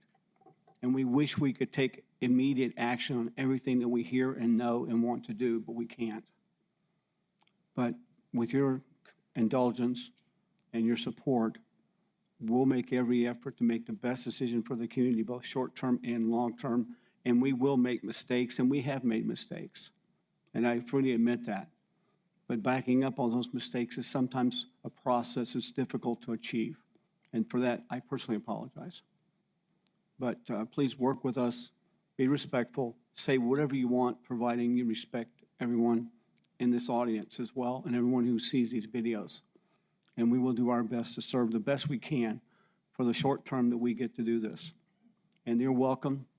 And we invite anyone willing to be a public figure to step up here and take our place when we're done. Because we think it's a real service that we need to perform, and we really take it seriously. And thank you. Thank you, Commissioner Reynolds. Any other comments from the commission? Commissioner Murillo? Madam Chair, I did want to state something. Mr. Wender left already, but I respect my fellow commissioners' opinions or votes, how, when we have our discussions and when we go into voting. But I do want to say that 2 weeks ago when we had the National Day Prayer Proclamation, I want to apologize to Mr. Wender and all those that support the National Day of Prayer. I wasn't able to speak to a lot of the members that called me and asked why I said no. And I do want to apologize, and I do want to state that my mother has dementia, 94-year-old, and at the hospital, so I was with her. It's very difficult to be able to deal with somebody that has dementia. And I honestly, on the proclamation, I confused the amended and the original proclamation. So I had said no, but my intention was I was supposed to say no, and and said yes. And I apologize for that because I am a woman of faith, and I believe that we have that opportunity to be able to be, however we want to. But I do respect Commissioner Shelter Hernandez's decision of what he wanted to do in this amendment. But I do want to say that that was my mistake. But most of all, these comments, public comments, and it's happened in the municipalities and anywhere in the nation where people is getting out of hand how they approach elected officials. And we do make mistakes, but if we are professionally in an area of be able to speak and say, I do not like this, I do not have a one-on-one, but not bash or attack, that's not right. And I've always said that we need to be cordial and we need to respect each other. And I hope that a lot of our members that come in to speak, that they do that, because it's hard for elected officials to do a lot of the projects that we do year round. And I just want to say that I also am happy that I work with this board and we get along and that we're respectful with each other. So I just wanted to state that. Thank you. Thank you, Commissioner Murillo. And what we're hearing from all the commissioners is that we welcome public input, we welcome any conversations, and we try our best to be respectful. So we'll move on now to agenda item number 1, regular BOCC meeting minutes for April 25th, 2023. May I have a motion, please? So moved. I have a motion by Vice Chair Shelter Hernandez. May I have a second? Second. Thank you, Commissioner Sanchez. I have a second from Commissioner Sanchez. Any corrections, commissioners? Hearing none, may I have a roll call vote, please? Commissioner Murillo, Yes. Commissioner Reynolds, Yes. Commissioner Sanchez, Yes. Vice Chair Shelter Hernandez, Yes. and Chair Chaparro. Yes, the motion carries unanimously. Now we will move forward to agenda item number 3, proclaim May 8th through 12th as Economic Development Week in Doñana County. May I please have a motion? Madam Chair, I'll move approval. Thank Second. you, Commissioner Reynolds. There's a motion by Commissioner Reynolds. Do I have a second? A second. Oh, sorry. I motion. Sorry. I think we sound I alike. heard Commissioner Reynolds. It was Commissioner Sanchez that made the motion, and I have a second by Commissioner Reynolds. You all are beginning to sound alike over there on that side. Vice Chair Shelter Hernandez. Thank you. So today we are recognizing Economic Development Week, and we have Mavita here in the audience today to receive this proclamation. But before we call him up, I just wanted to call out that we have such amazing economic development partners here in this community. Mavita makes up one part of the many, many that we have here. So just a little bit about Mavita. They are the Mesilla Valley Economic Development Alliance, and they play a vital role in Doñana County as well as in southern New Mexico by promoting economic growth among existing businesses and finding ways to attract new businesses to this wonderful place that we call home. In addition to seeking new attractions and new businesses, Mavita manages a grant called the NM Borderplex Incentive Program, which financial assistance from the New Mexico Economic Development Fund, which in 2022, this program committed $530,000 in support to a few different industries and businesses: Artico Cold Storage, Electronic Caregiver, Bitwise Industries, Worthington Farms, and 2 additional companies to be named in the coming months, it seems. So something really exciting to look forward to. The investment in these companies will result in 937 new economic-based jobs and over $105 million in new capital investments in Doñana County. Today, we have Mr. Davin Lopez, President and CEO of Movida, and also Vice Chair of the Board of Movida, Lorenzo Alba, and I see Eric out there, to receive this proclamation and tell us a little bit more about Economic Development Week, what they have going on, and also about Movida. So come on up.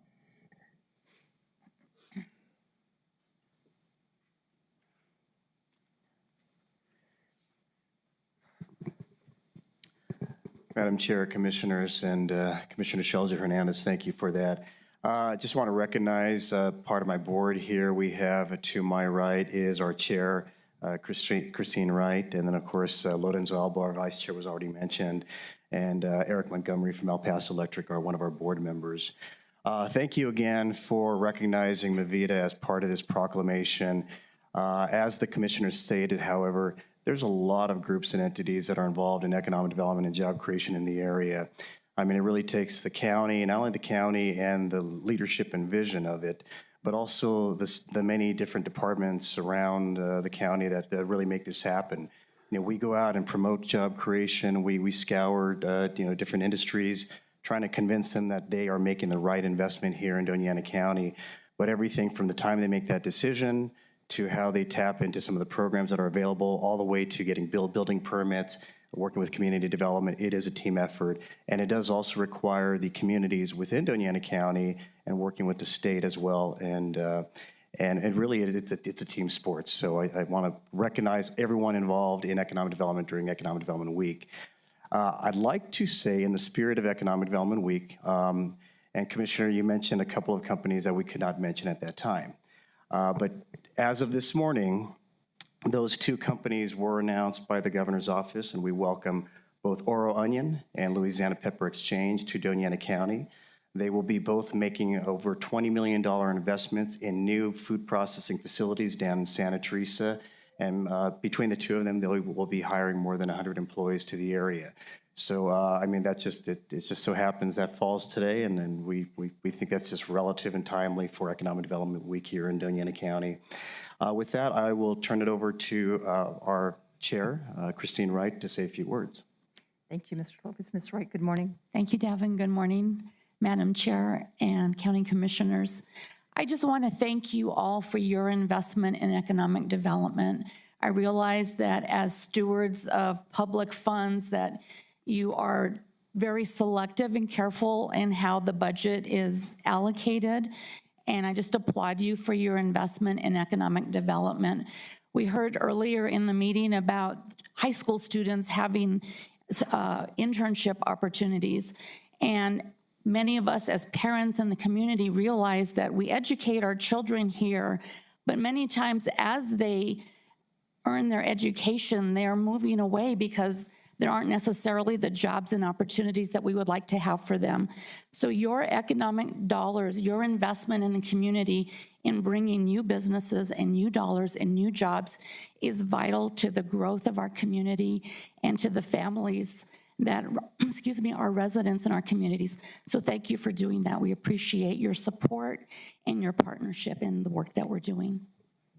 Thank you. Anyone?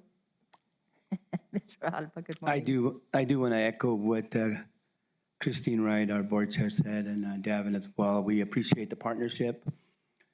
And you guys know what I do. And what I do is provide some social support for families here in our community. And there's nothing better than a family having a job, and somebody in the family having a job that can really support that family and maybe get them out of the situation that they have of coming to Casa Peregrino. So that's why I serve on this board. That is why my board of directors allows me to serve on this board and be a part of this organization, is because I see the bigger picture. And I think that that's what I see with all of you, is that you're seeing the bigger picture of what economic development means to our community. We all want a better place to live in, better quality of life. And I firmly believe that it does begin with economic development and bringing jobs to our community. So thank you so much. Thank you, Lorenzo. Anything to add, Eric? Mr. Macias, would you please read the proclamation? Thank you, Madam Chair. Whereas Economic Development Week is an annual celebration that recognizes the contributions of economic development professionals, organizations, and initiatives that help create thriving communities and improve the quality of life for residents. And whereas Mesilla Valley Economic Development Alliance, or MAVIDA, serves Doña Ana County by helping local businesses with information, tools, and resources for success, while attracting new businesses to the region and assisting with relocation and expansion. And whereas MAVIDA's efforts influence a collaborative effort for economic expansion, including government, business leaders, community organizations, educational institutions, and other stakeholders working together to achieve common goals. And whereas in 2022-2023 fiscal year, MAVIDA has contributed to the announcement of over 900 economic-based jobs in Doña Ana County, over $400 million in capital investments, $49 million in new annual payroll, estimated community impacts of over $121 million in net new household spending, and the creation of $40 million in new state and local taxes. And whereas we encourage all residents and businesses to recognize the importance of economic development and support initiatives that promote economic growth, opportunity, and prosperity in Doña Ana County and the region. Now, therefore, the Doña Ana County Board of Commissioners does hereby proclaim the week of May 8th through May 12th as Economic Development Week. Madam Chair, a proclamation for the consideration of the board. Thank you, Mr. Macias. May I please have a roll call vote? Commissioner Murillo? Yes. Commissioner Reynolds? Yes. Commissioner Sanchez? Yes. Vice Chair Shaljo Hernandez? Yes. And Chair Chaparro. Yes. The motion carries unanimously. Thank you.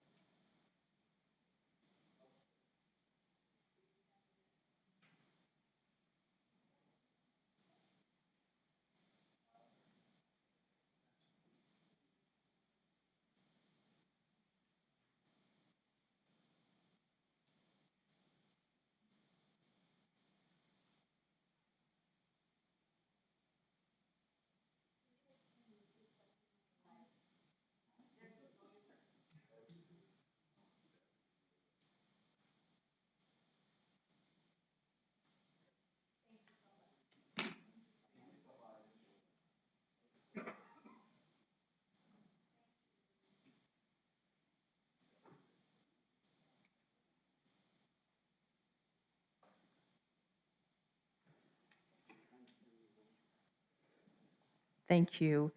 I'd like to move on to state that last year was Parkinson's Awareness Month, and I wanted to make sure that we acknowledge that the work that is being done to educate the community more on Parkinson's disease. Parkinson's disease has become more and more familiar to us as organizations raise awareness across the nation, and famous people have shared their diagnoses, such as heavyweight champion Muhammad Ali, actor and advocate Michael J. Fox, and Grammy Award winner singing Linda Ronstadt. These celebrities and others shared their stories about receiving a diagnosis, living with it, and advocated for more research to find a cure and more access to treatment.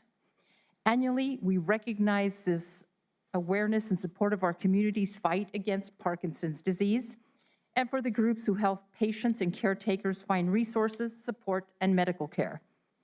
The Commission appreciates the organizations in our community like Parkinson's Support Group of Southern New Mexico that offer Parkinson's disease guide to help educate all of us.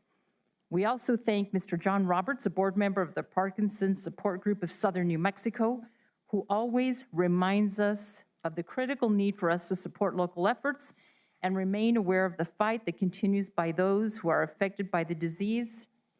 This is not necessarily a proclamation because April was Parkinson's Awareness Month, but if it's all right with the board, I'd like Mr. John Roberts to approach the podium and address the board if he wishes to do so, commissioners. Thank you. Good morning, Mr. Roberts.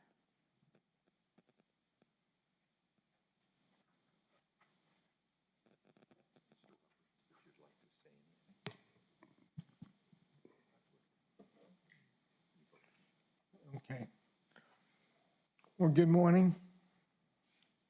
And we do appreciate over the years having a proclamation about Parkinson's awareness. And I'll let Sarah Stiegel, also who's the co-chair, and co-chair, because my voice has gotten real soft since the last time I was here. So I'll let Sarah take over. Thank you for acknowledging us today. I really appreciate that. We were late in getting the corrected information into you. But I do want to thank you for that. And just let people know that our support group is going well. We've started a newly diagnosed support group. We have an exercise program for people with Parkinson's. We have a Rocksteady boxing going on in Doñana. And we also have pickleball for Parkinson's. And that's moving along pretty well. We've got about 8 regulars now, and we're always hoping for new people to join us. And we have an exercise class with Carol Witham, and she also provides caregiver support at our meetings. It's a breakout session. And our website, for those who have been to it, is now being updated almost daily. So our events and activities are posted. And I really appreciate our community support that we get and the brave people who have just been newly diagnosed coming to our meetings. It means a lot. It's scary at first, but you see that we live pretty much normal lives. And we are appreciative of all the assistance and help we get. And thank you so much for everything you do, and we appreciate you being here this morning. Thank you. Have a wonderful day. Thank you. Thank you. You too. And commissioners, a break has been requested. Can we take 5 minutes? Is everyone okay with that? We will be taking a 5-minute recess, and we'll come back promptly. Thank you.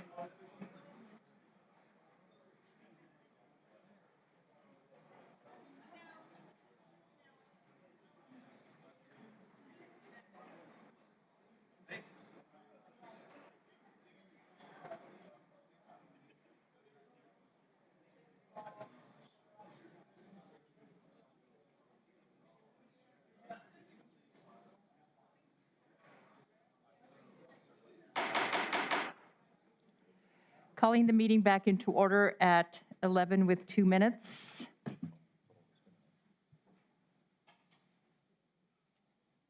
Thank you. Is Commissioner Reynolds in here? I don't see him. All right, then we'll move forward to the consent agenda. Is there any item that any commissioner would like to pull for further discussion? And Madam Chair, forgive me for interrupting. I just want to make sure that, that the board has the amended agenda that reflects that item 11 is under approvals and not consent. I have that. Okay, Commissioners, do you thank you. have it?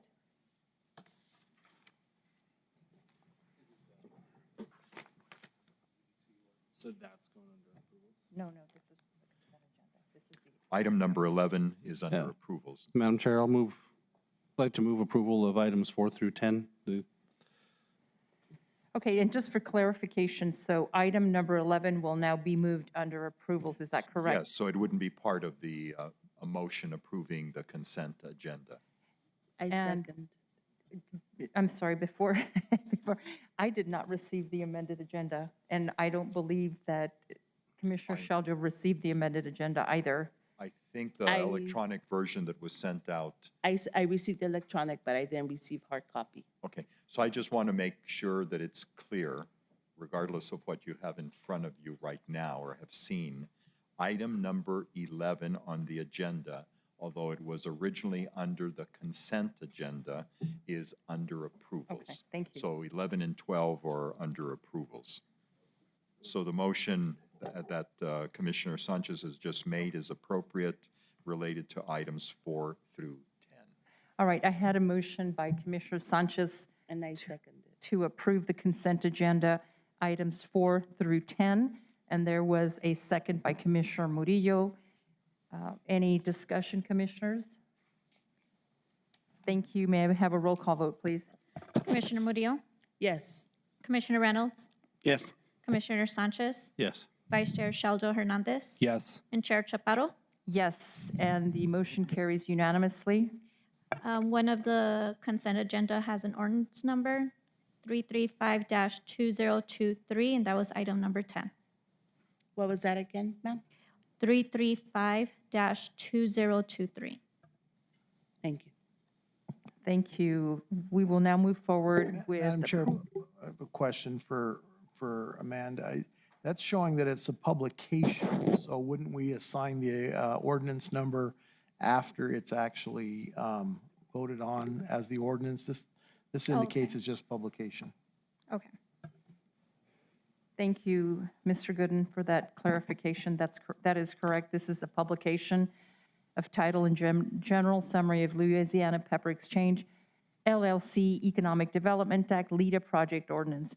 We will now move forward with agenda item number 11, publication of title and general summary for amendment number 4 to the Unified Development Code, Chapter 350 of the Code of Doñana County. May I have a motion? So moved. Second. Thank you. There is a motion by Commissioner Reynolds and a second by Commissioner Vice Chair Sheljo Hernandez. Discussion, please. Ms. Amesworth, good afternoon. Well, good morning. I'm getting ahead of myself. Good morning, Madam Chair and Commissioners. This is a request to publish a notification regarding a proposed public hearing on June 13th for amendments to the UDC. And I will just briefly summarize what those proposed amendments are. There are 2 versions of the red line draft in your packets. And the reason for that is, the first draft was the draft that was recommended on by the P&Z. They did have 2 public hearings on those proposed amendments, and that draft incorporates the recommendation that they made. The second draft has additional amendments that were requested of staff by Commissioner Sanchez last week. And we did have some discussion on them. While they were not voted on by the P&Z, the staff does not feel that they're untoward in any way. And there's something that we support as staff as well. So I just will summarize briefly. There's several sections that are being amended. One is the special use permit. And while I won't go into detail, the purpose of these proposed amendments is to clarify the application process for the special use permit. Emphasize that if there are violations on the property that cannot be corrected by the special use permit, those need to be corrected prior to an application moving forward. And also to emphasize that the purpose of the special use permit is to review a site plan and ensure that there's going to be proper circulation, consideration for traffic, drainage, and grading of the facility needs to be reviewed. And so those items need to be addressed at the special use permit application. And so that language is just being clarified for that purpose. Let me move on to, okay, the next section, I think the one that is of most interest is changes to the cannabis ordinance. What we have currently in the ordinance, particularly for the cannabis producers, and there's two types. There's the micro business producer and then the cannabis producer. The micro business producer has a limitation on the number of plants. And so the purpose is for a smaller type of production operation. The way that the ordinance was approved initially, it allowed for basically these uses to be permitted in any zoning district as long as they had an agricultural assessment. And so without the agricultural assessment, they were required to seek a special use permit. So it's a little bit difficult to see on the screen, but wherever there is an A, we are proposing to remove it. We feel that having that use tied to an assessment that can change based on different criteria is not the best way to manage a zoning use. And so what we're proposing now is to remove those A's. And in some cases, you'll see where we had initially, when we first proposed the ordinance before having any public hearing, there were zoning districts that are exclusively residential and higher density residential where we did not feel it was appropriate to have those uses. And so we are going back to that recommendation where in those zoning districts, the producer licenses would not be allowed. And there are zoning districts where we're changing those A's to S's. And you can see in certain zoning districts, you would still be allowed to have a producer use as long as you found or you were able to apply for and successfully receive the special use permit. And then these actually were, it was a typo. Those should have been permitted in the commercial districts. That was something that the staff had proposed initially, that it was appropriate in the commercial districts to have the producer uses allowed. So that's the first change that's proposed. We are proposing to modify and just clarify some of the language. We had allowed in the T4 zone, if you had an existing retail business, that you would be able to proceed with a cannabis retail business. And so we're just clarifying that language. We're also adding where you have a cannabis establishment that's adjacent to residential, we're requiring a landscape buffer and a solid wall or fence. We're also clarifying that barbed wire and razor wire is not permitted adjacent to residential. And we have, because we've had at least one request for a drive-up retail, we're proposing some criteria for that type of use so that you would have enough room for cars to stack in a lane. So those are the amendments that were voted on by the P&Z. The additional amendments that are in the second draft that you have relate to allowing of outdoor cannabis consumption areas, and that's not in the presentation, unfortunately. But what it would allow is an outdoor cannabis consumption area in conjunction with a retail.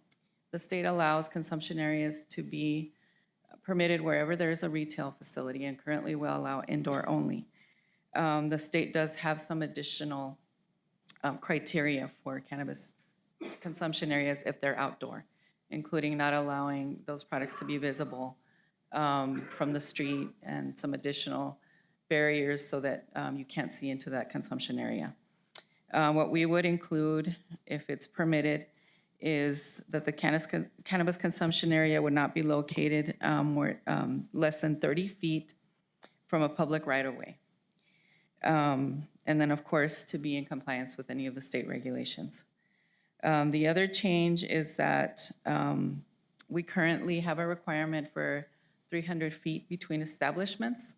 And so the proposal would eliminate that requirement. And so we would maintain the distance requirement to schools, daycares, and residential areas, but between establishments, where the proposal would eliminate that requirement. And then the last change there is to modify the hours of operation for retail establishments. Currently, we allow retail establishments to be open from 7 a.m. to midnight, but we allow consumption areas to be open from 7 a.m. to 2 a.m.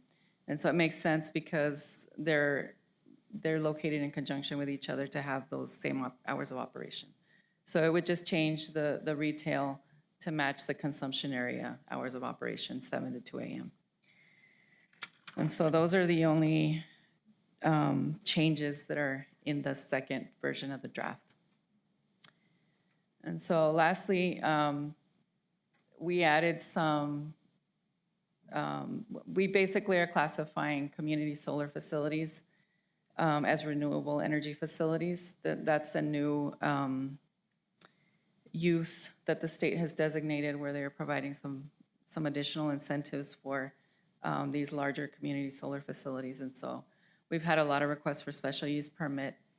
And while we have been attaching some criteria to those approvals, we are now proposing to actually have those regulations in the code itself. So you can see on the permissible use table where we are adding where they would be allowed by right and where a special permit would be allowed. And then we incorporate those standard recommendations that we've been making with screening, access, and in particular, a decommissioning plan. These facilities are intended to serve about a 20-year lifespan. And so we feel it's necessary to have a plan in place for how those will be decommissioned and removed from a site if they are not going to continue after that time period. And so those are, in a nutshell, the changes that are being proposed. And so the request again is to publish a notice so that we can hold a public hearing on June 13th.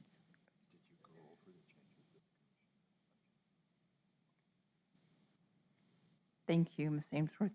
Commissioners, any comments, any questions? Hearing none. All right. Any comments from the public on this?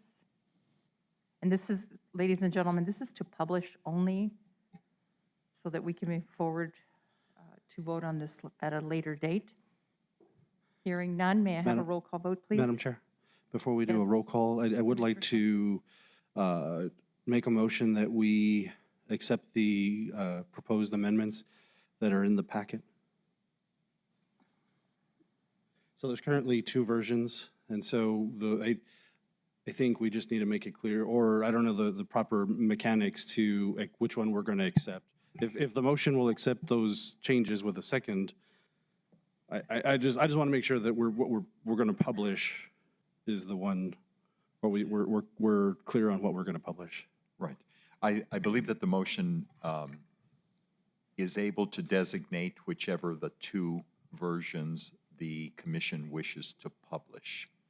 So the first version is that was endorsed by the Planning and Zoning Commission. The second one includes additional changes. So your motion can be either to accept the Planning and Zoning version or to accept the second version with the additional modifications proposed. Thank you, Ms. I think Macias. it's important that the public be able to know all of the changes that are being endorsed or at least proposed by the commission so that they can have sufficient time to make comment. Correct. And I believe there is a motion already on the floor for approval, but it did not designate which one. Then it should designate which one. Okay. And I think that that would be sufficient rather than going through having to do amendments. Okay. Yeah, Madam Chair. Commissioner- First, thank you for that procedural. Commissioner Reynolds? Thank you, Commissioner Ms. Sanchez, for recognizing there was a procedural challenge there. I think I made the original motion, didn't I? Okay. I believe you did, Commissioner And, Reynolds. I would yes. like to modify I withdraw my motion, make a second motion. And my motion is to approve the publication. Let me read this. My motion is to approve the publication of title and general summary for amendment number 4 to the Unified Development Code, Chapter 350 of the Code of Doña Ana County, version 2, that was modified by the Community Development Department. Thank you, Commissioner Reynolds. I have a motion to approve publication of title and general summary for amendment number 4 to the Unified Development Code, Chapter 350 of the Code of Doña Ana County, version 2. Is there a second? I'll second the motion. Thank you. There's a second by Commissioner Sanchez. Any further discussion, commissioners? May I have a roll call vote, please? Commissioner Murillo, Yes. Commissioner Reynolds, Yes. Commissioner Sanchez, Yes. Vice Chair Sheljo Hernandez, Yes. and Chair Chaparro. Yes, motion carries unanimously. Thank you. Madam Chair. Commissioner Yeah, I Reynolds? just want to point out one thing to the people listening. The fact that we approved the one with the most recommended changes doesn't mean that we can't go back and revisit all of those changes at the time that we discussed it on June 13th. This is just to make the public aware that we are looking at modifications, and they have an opportunity to review them and make recommendations on June 13th as well. Thank you, Madam Chair. Thank you, Commissioner Reynolds. We will now move forward with agenda item number 12, resolution approving the fiscal year 2024 preliminary budget. May I have a motion, please? So move. There's a motion by Commissioner Murillo. May I have a second? Second. Thank you. Second by Vice Chair Commissioner Sheljo. Good morning, Ms. Starwood. Good morning, Commissioners. Today, we would be presenting the FY24 preliminary budget.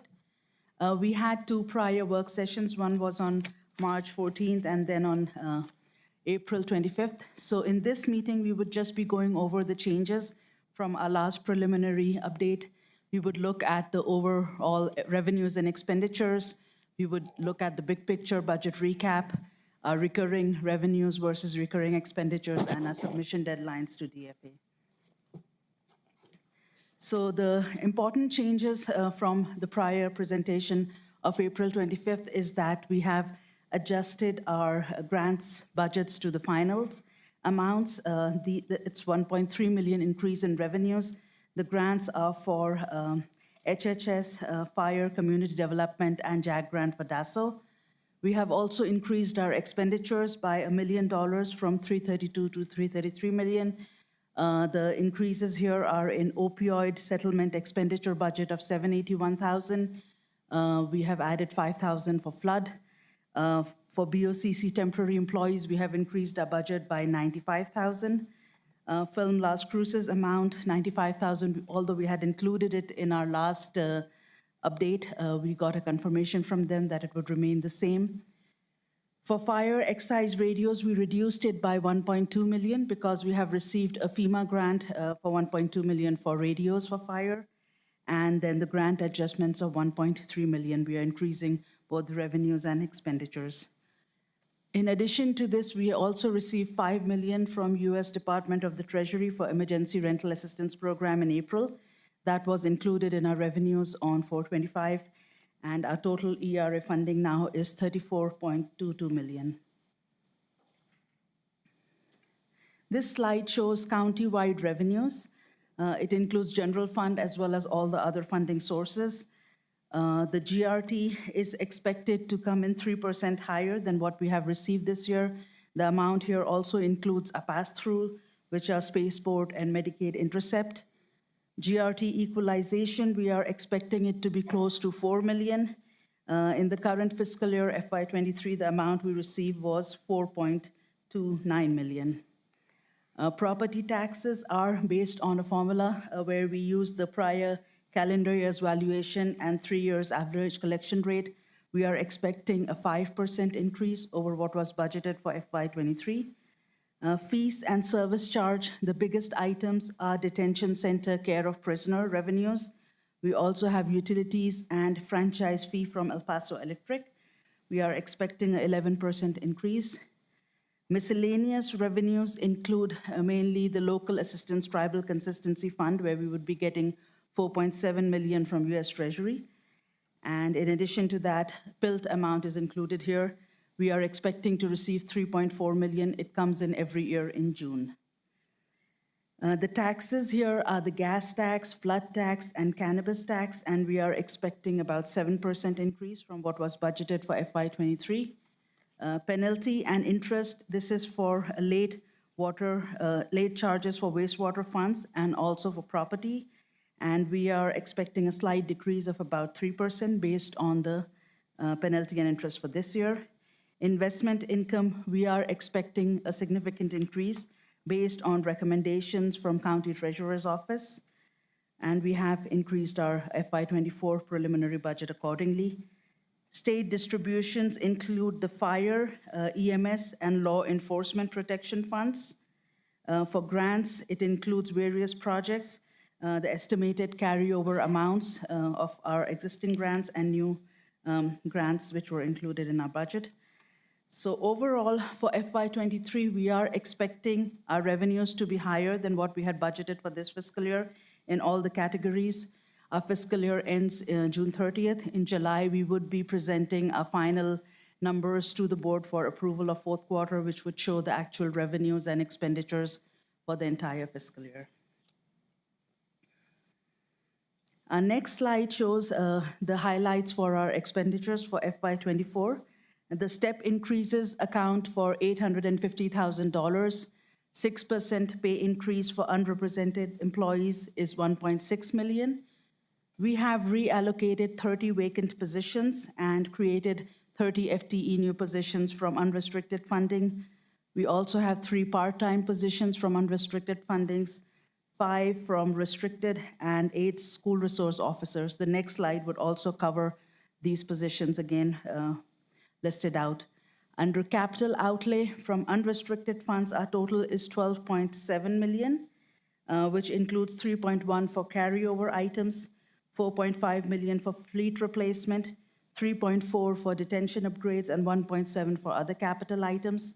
From restricted or designated, we have 15.2 million, which includes fire, 9.6 million fire excise, 5.1 million is for flood. We have 410 for detention correction funds, 36,000 for HHS, and 38 for airport. These are the new positions. The school resource officers would be based on MOU and funded by the school districts. From general fund or unrestricted funds, we have DASO, fire, facilities, community development, and BOCC, 5 temporary positions for commission support. We also have 3 part-time positions from unrestricted funds, which is for probate, OEM, and animal control. We have 4 from restricted funds for flood and 1 from HHS.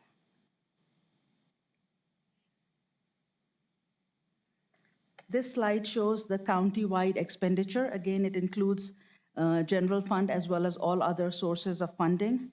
Our personnel costs have increased by 15%. It includes step plan increases of 850,000. Unfilled union positions are budgeted at a higher level. The impact of that is 775,000. 6% unrepresented increase is 1.6 million. New position requests amount for 3.2 million. We have adjusted the vacancy factor for 800,000, and other items such as overtime, callback, and incentive pay make up 800,000. So overall, there is a 15% increase from current year's adopted budget. Operating costs have also seen an increase of 19%, and that is based on department county needs. Debt service is based on our schedule for GEO bonds, NMED, and NMFA, and there is an increase of about 1%. Capital outlay items include both capital in process, that's about 3.1 million for our vehicles, facilities project, community development software, and we have new requests for DASO vehicles, clerks, detention, facilities, fleet, and also from restricted funds, we have fire, jetport, detention, HHS, and flood. The state distributions for the expenditures, we have Law Enforcement Protection Fund, EMS distributions, and fire distributions. And this is based on the amounts provided to us by the departments. The grants would vary depending on the grant award remaining balances. The biggest items are ARPA for 42 million, ERA 34 million, and the jetport grants. This slide shows the amounts for each department. It combines the general as well as the restricted funds. Some of the bigger departments have multiple sources of funding, so it only reflects personnel and operating costs. We have not included state distribution, grants, or capital outlay in these amounts. So it is the total amount of money that goes to each department, and we have made a simple total. So we have started with the departments with the biggest budget to the smallest. This is our budget recap, which shows the entire big picture. So we would be starting our fiscal year FY24 with 191.57 million. We are budgeting expenditures of 264.84 million, revenues of 268.84 million, and expenditures of 333.24 million. If we receive all these revenues and spend as per budget, our ending cash balance would be 123.17 million. We are required by DFA to maintain a reserve of 3/12 of our general fund. So our reserve requirement is 23.22 million, which leaves us with an adjusted ending cash balance of 99.94 million. We would have used a reserve of 68.4 million. However, looking at our prior years, every year, our revenues have been coming in higher than we budget, and our expenditures have been lower. We have not been using our reserves. We have been adding to our reserves every year. At the end of fiscal year 22, our ending cash balance was 180. We had 183.35, and now it's 191.57. So we have added 8.22 million. And if we go back to prior years, every year we have been adding, just in general fund in FY22, 7.53 million, in FY21, 6.48 million. This slide shows the revenue and expenditure balance. So for our budget, our total revenues that we have budgeted are 264.84 million. The total expenditures budgeted are 332.34 million. We are showing that we would be using 68.4 million from our reserves, but if we take out all the one-time expenditures as well as restricted funds, including the local assistance, tribal consistency funds, crisis triage, potential retiree payout for their vacation and sick leave, one-time item in operations and capital, our budget surplus versus budget deficit is 0. So if we take out our restricted and one-time operating and capital expenditures, our budgeted recurring revenues match our budget recurring expenditures. So the preliminary budget is due to DFA on 1st June. If it is approved by the commission today, we would start working on our submission with the DFA portal. Our next reports, which would be due to DFA, would be on 31st July. So we would come before the board during the month of July on 11th to do our year-end adjustments as our fiscal year ends June 30th.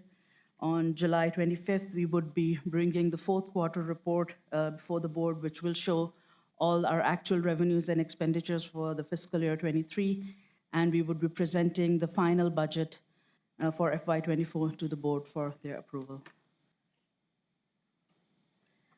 Please let us know if there are any questions. Madam Chair. Yes, Mr. Macias. Could I ask if we could go back to item, or slide number 5 and then 6, so I can just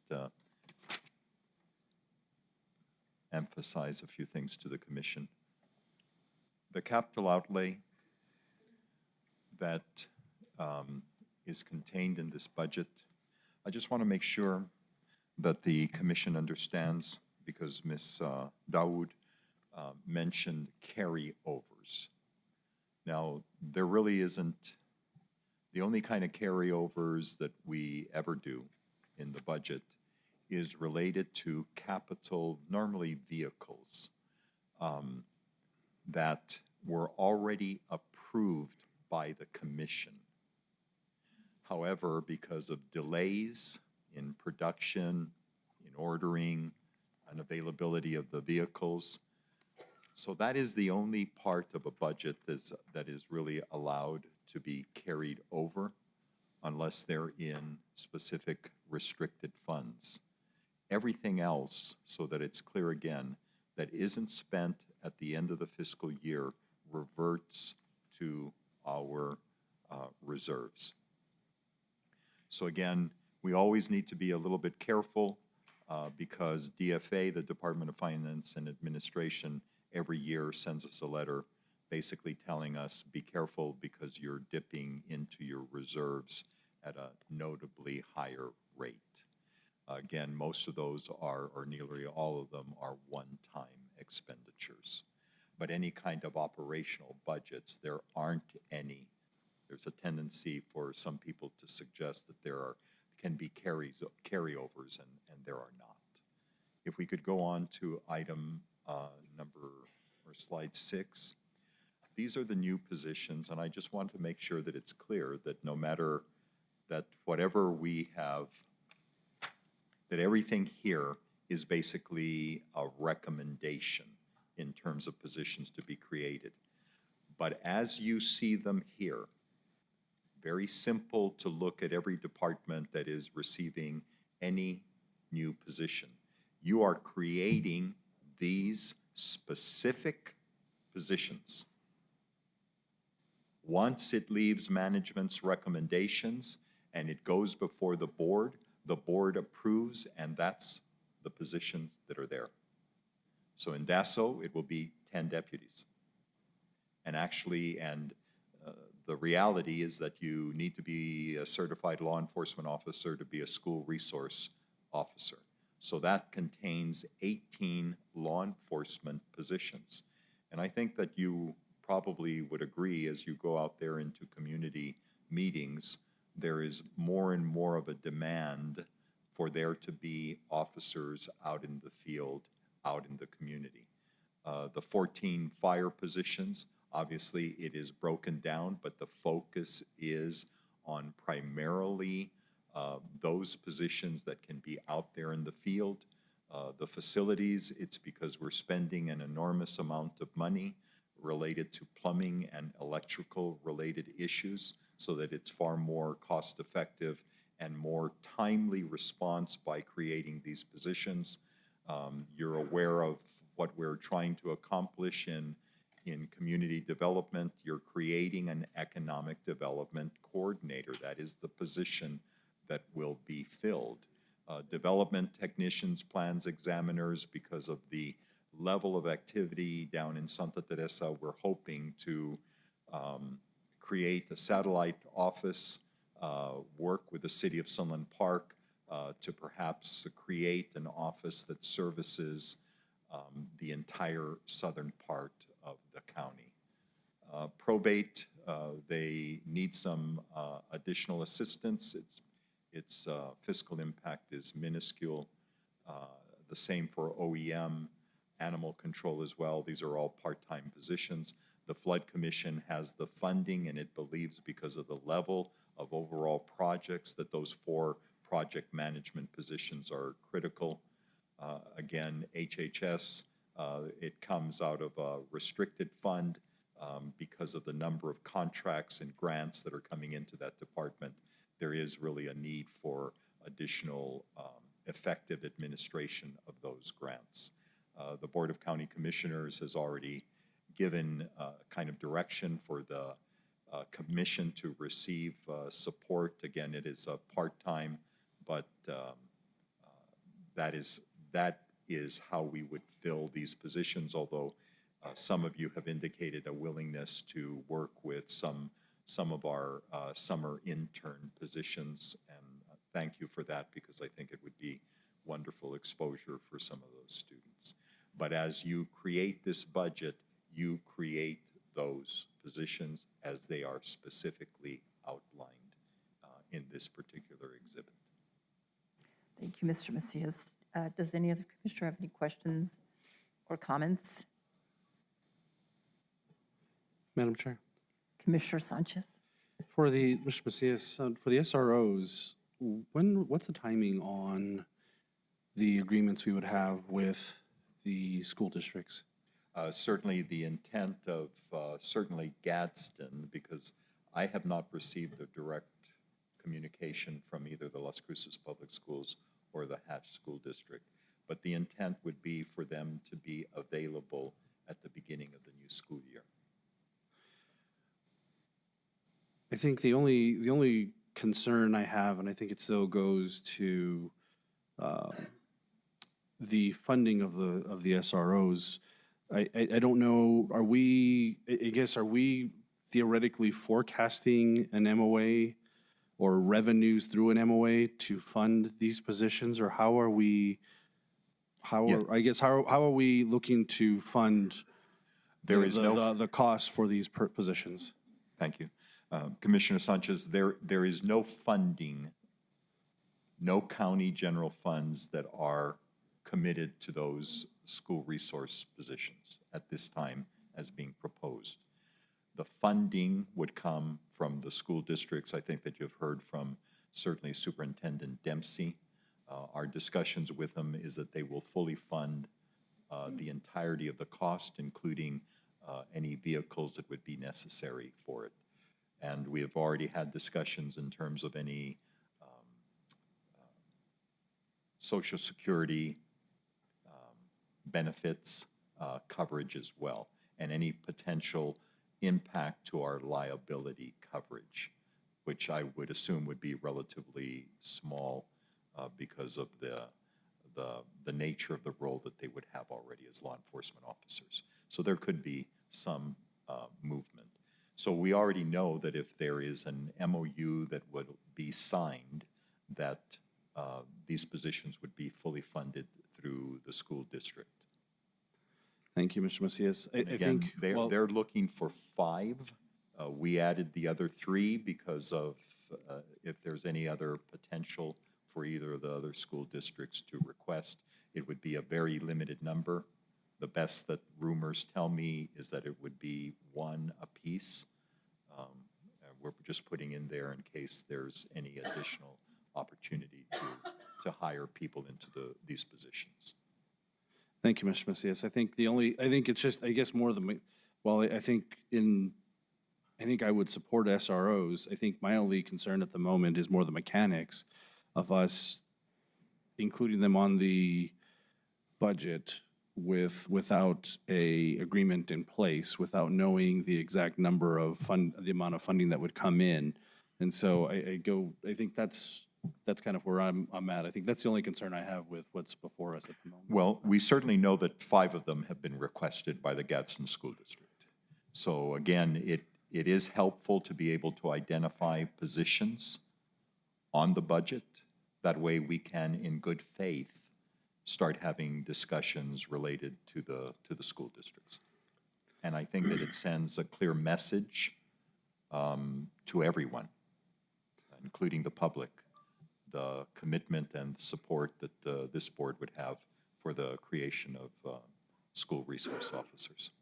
Thank you, Mr. Macias. And I think that's kind of where I guess where I'm a little torn is that understand, where we would like to present this as something I think we would consider as the BOCC. However, I think if we have positions that unless this budget is going to be pulling out of our general fund for operations, we don't have the income yet. And so without that, that's why I just don't understand how we're projecting it on our budget. Generally, when we do enter a contract or an agreement, we usually approve the contract and then have the appropriate budget and any other mechanics when we have it on the agenda. So I think that's where I said, again, I'm torn because I would figure that these are positions that we could theoretically approve, make the appropriate budget adjustment, and make that determination when we do enter an MOA or MOU with the Gadsden School District. But again, kind of at the first half, understanding what you're saying about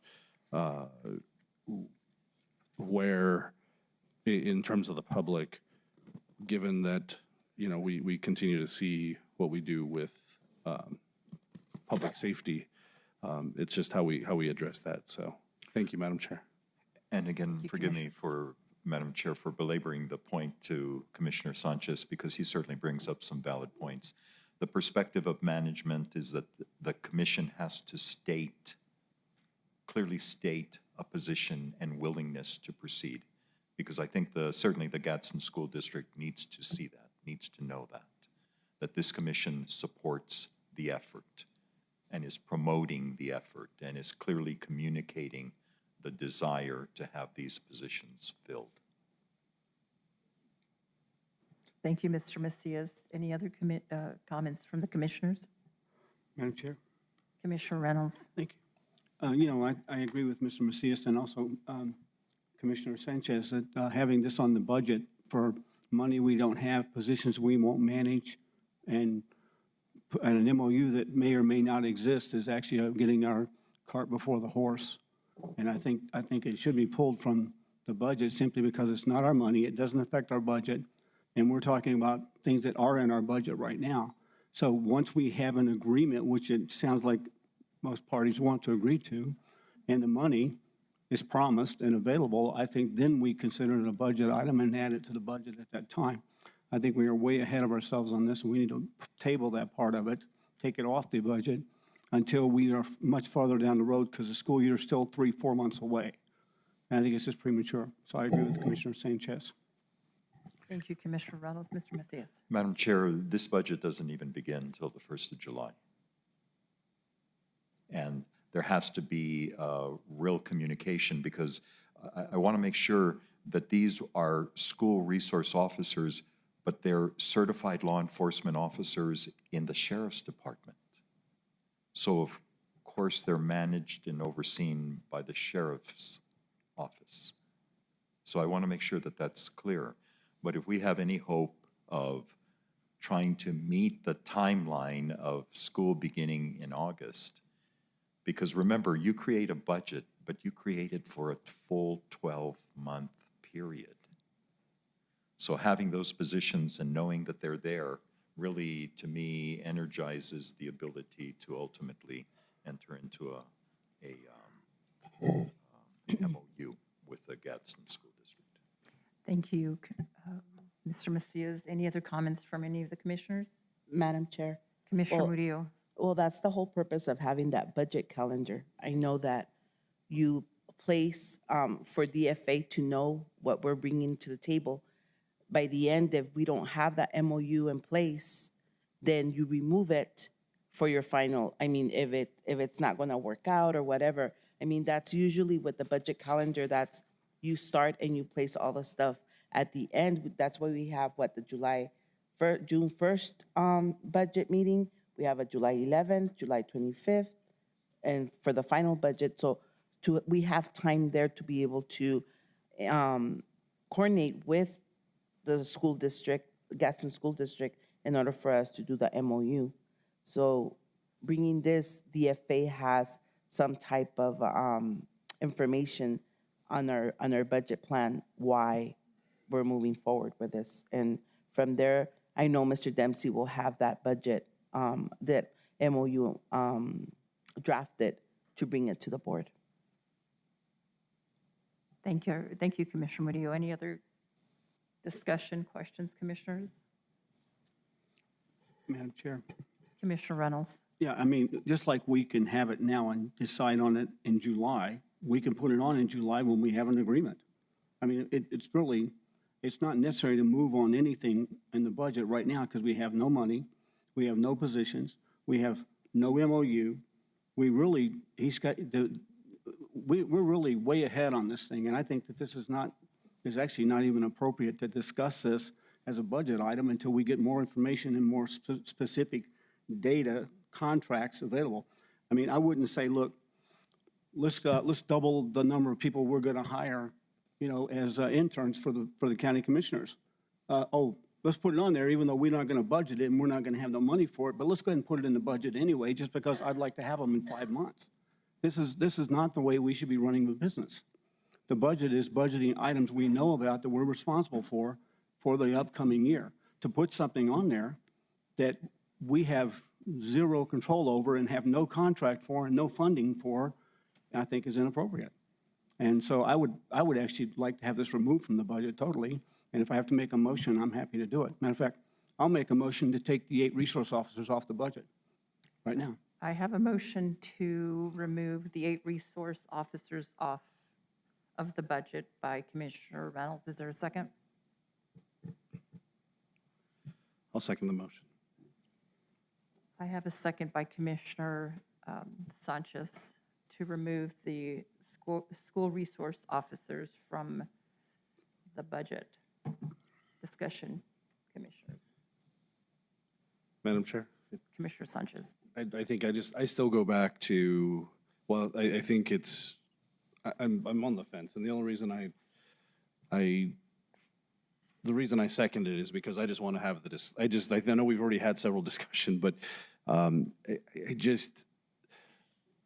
think in terms of our policies for what we do financially, unless I mean, I don't know of any other cases, and maybe I'm wrong, and maybe Ms. Dawood or Mr. Macias can tell me I'm wrong.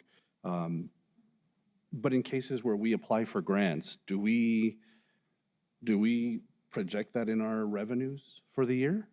I mean, I know that we come back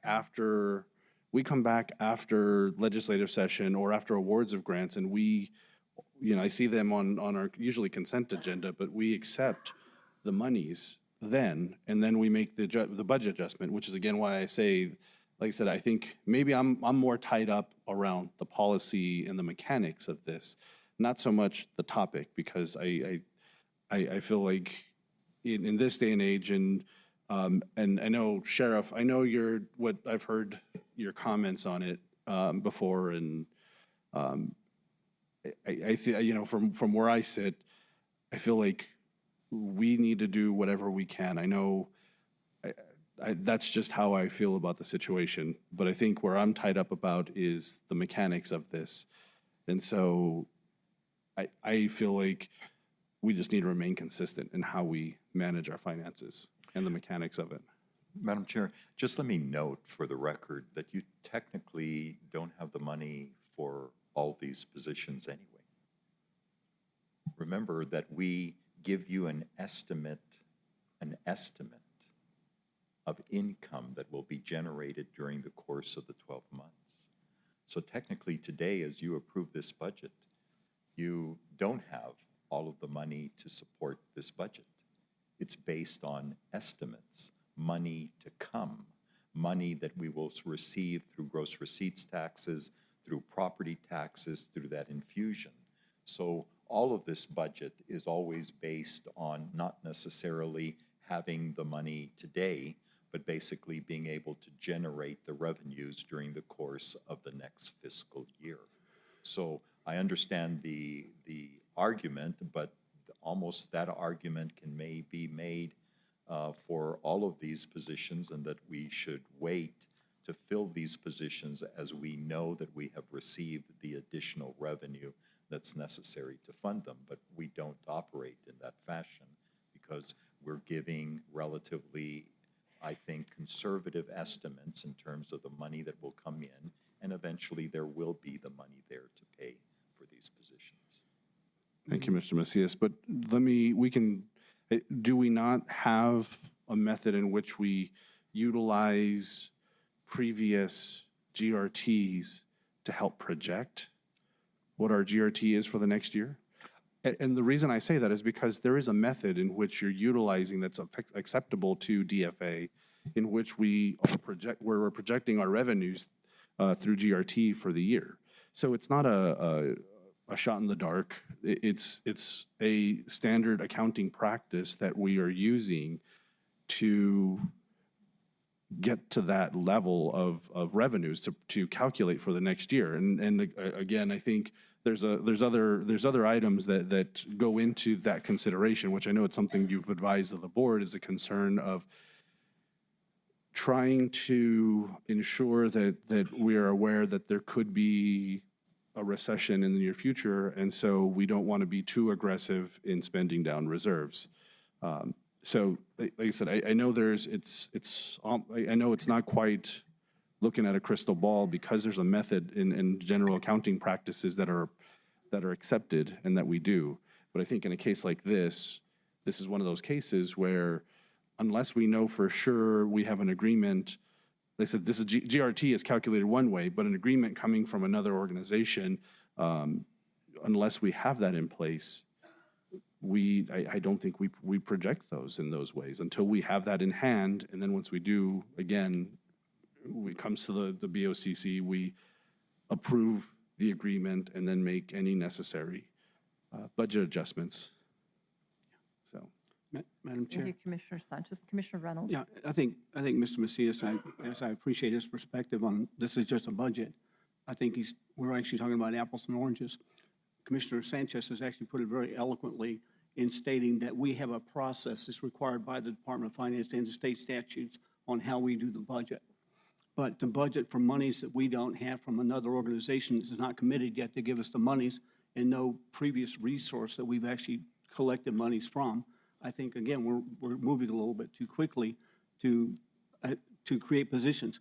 So let's assume for a second we create these positions and the money doesn't come forward. Are we obligated to take it out of reserve? I don't know. I don't think so. Don't go down that road yet. I don't think we are. However, but there is some question about if this board approves these positions, okay, could we be held liable? Could we be taken to court and say, you created the positions as part of your budget, now you have to find the money to fund them?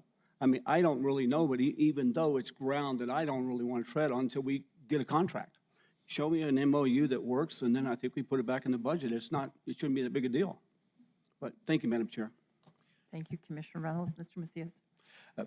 Madam Chair, forgive me. I mean, the answers to those questions that he posed is no. Nobody can sue us. Nobody can force anything to happen.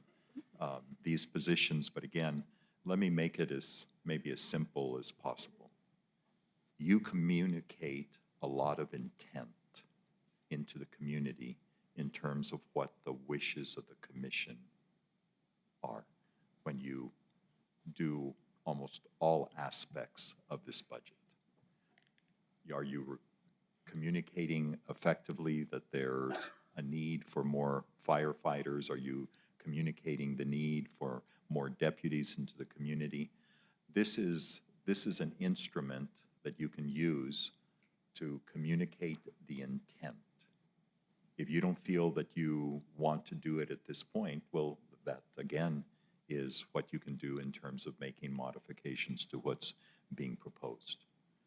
But I don't think it's overly complicated, nor is it setting the wrong precedents, especially if you know that you have a partner out in the community who desperately wants this and is absolutely prepared to step to the table with the funding for it. Thank you, Mr. Macias. And from what I understood from Ms. Dogwood, that once we vote on this preliminary budget, you're going to be moving forward to getting everything ready for DFA as quickly as possible. Is that correct, Ms. Dogwood? Yes, that's right. So the due date is 1st June, and once the budget is approved, we would be we'd start uploading it on the DFA portal. Thank you. Any other questions, comments? Madam Chair? Commissioner Reynolds? Yeah, I thought about something else. By committing to these positions, are we also committing to the benefits? Are we also committing to the paid uniforms? Are we also committing to training? I mean, see, the thing is, there's so many variables still out there about this cost. Just paying for their salaries doesn't cover a lot of other things that are required. Training, vehicles, transportation, weapons, all this kind of stuff. Are they going to pay for all that? Because that sounds like that's going to come out of the county budget because all they're talking about paying their salary. So I believe we need a much clearer MOU before I'm ready to even endorse this because I don't think they're going to cover all the costs. And yet we're committing in budget-wise by saying we have these officers, we are committing to incidentals that we are not, that have not been identified if we take these positions on, if they just pay their salary. I'd like to have a really good contract before I even make a decision on this personally, but that's just me. And thank you, Madam Chair. Thank you, Commissioner Reynolds. Mr. Macias. Madam Chair, again, I don't want to be in one of these back and forths, but we entered into a contract to provide court security at the magistrate court when we had no legal responsibility to do it, but we did it anyway. And the only thing we collected there was literally a compensation for the hourly time that the security officers or the court security places there. We didn't collect all of these other items, but let me tell you that Gadsden is prepared to cover the costs that are associated with creating and placing these school resource officers so that we would do everything we can to limit any kind of impact to the county. Thank Madam you, Chair. Thank you, Mr. Macias. Commissioner Sanchez. I understand. I don't want to engage in the back and forth, but I did want to put something in context with a comment the county manager said. Those positions were put in place when we had a contract with the court.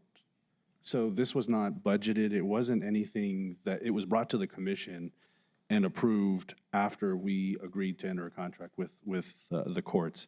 And so, again, I think it goes back to the mechanics of this where, you know, and I understand, I think, well, I completely understand the county manager's comment that this budget and the approval of the budget is a tool in which we can say what our priorities are. However, I also, believe that everything we say here in open session is on the record. And where I say, this is where I feel like, I'm not saying I don't support SROs. I'm not going to enter an agreement with Gadsden. I have not made that clear. I think I'm here saying that once we have an agreement with Gadsden, I think we can add these positions. But until then, I feel like we should move forward until we have an agreement in place and know these funds or there is revenues there or something that comes to us or payment, which will cover these positions. Thank you, Commissioner Sanchez. Any further comments, questions?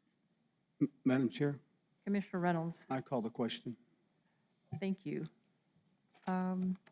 There is a motion on the floor to remove the positions for 8 school resource officers from the budget. May I have a roll call vote, please? Commissioner Murillo? No. Commissioner Reynolds? Yes. Commissioner Sanchez? Yes. Vice Chair Shaljo Hernandez? Yes. And Chair Chaparro? No. Motion carries 3-2. All right, so then we will, Madam Chair, we still have the motion for the approval of the budget. And I have some. I'm sorry, Commissioner Reynolds, I'm very stopped up. I couldn't hear what you were saying. I'm sorry. Thank you. Sorry about that. Yeah, we still have the budget to discuss and more questions for that. This is just the one question Correct. item we came up, so we have others to discuss. Okay. So now we move back to the discussion on the budget without the school resource officers. I have a question on the BOCC Temporary Commission support staff. Do we have Ms. Dawi, do we have an idea of how much money we're setting aside for that? $95,000. It's on the next, why don't you go back to that page? Thank you.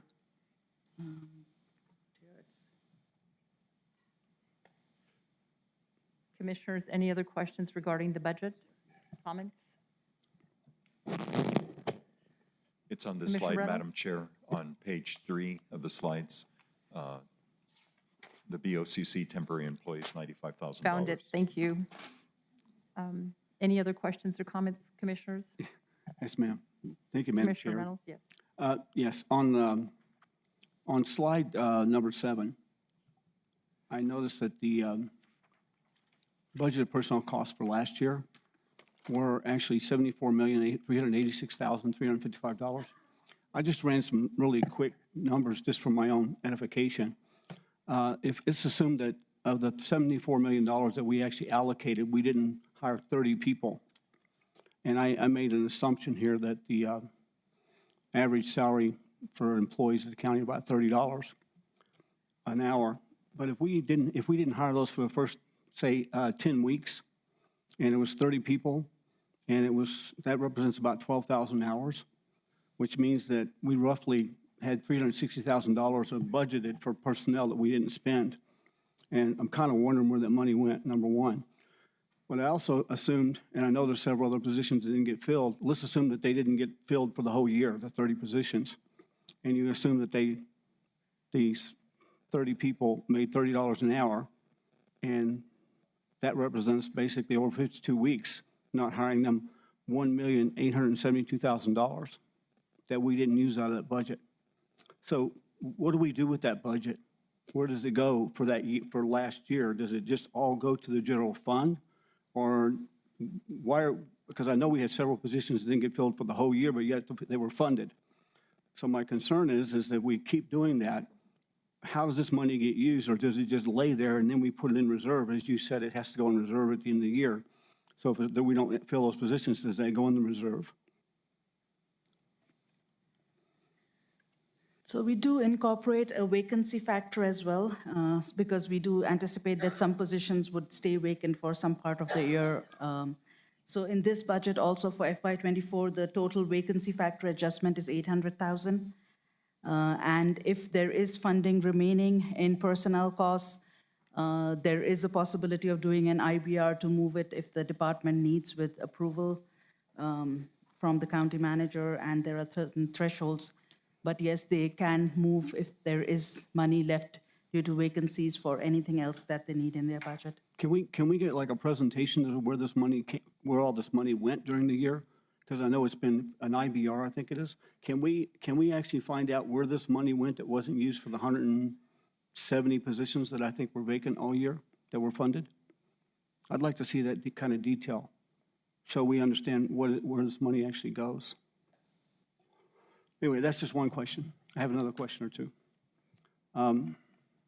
Would you like the response now or? No, I'm expecting that hopefully in the next budget session, you'll be able to provide us with some more detail about how that money is handled if we don't hire those positions and where it goes. Because I know we've talked it's been mentioned several times that there was money that as an example, the sheriff didn't use to hire people, but that was in our budget. So where did the money go? And it looks like it happens throughout the whole county. And so I'd like to have a better understanding of what we do with that money during the year if we don't put it in reserve. Another question is I'm looking at the third item, page number 8. Slide number 8, I noticed there that HHS has the third highest budget in the county. I have to assume that that's not all personnel. I assume that it's other items in here. Could you actually provide us a breakdown of some of this stuff as where this money goes?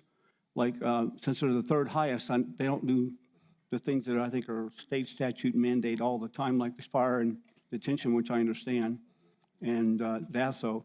So how does this break down? I'd like to have more detail on that next budget time. The $19 million, how it was spent, how last year, how it's going to be spent this year. Okay. I don't want to belabor, keep us going all day. The other thing I noticed is looking at the special revenue. I'd really like to understand a little bit more detail. I looked at the detail attached to this. If you guys keep going down past the presentation in our documents, it actually shows special revenue and several uses for it. And that's where I'd like to go now. It's actually not part of your presentation, but it is on page 144 of 148 in our packet.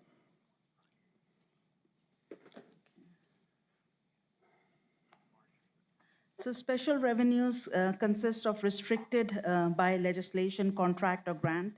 It includes detention, road, health, grants, flood, assessors, 1%, clerk, equipment, recording fund, fire, excise, indigent, state distributions. So those are the items which have been put in special revenues. if you do want the breakup, we could provide more information. Actually, it's on the attachment. If you look at the attachment, it looks like everything is special revenue. Actually, it's like 70 to 80% of what we do is special revenue. But there are some inconsistencies in some of this that I was looking at.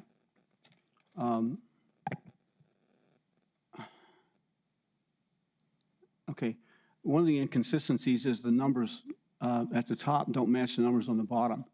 Like the DASSO's budget's off by almost $1 million. The general fund is off by about $900,000 between the top number and the budget in detail. And I'm wondering if that's important, or if it's not, that those numbers don't match.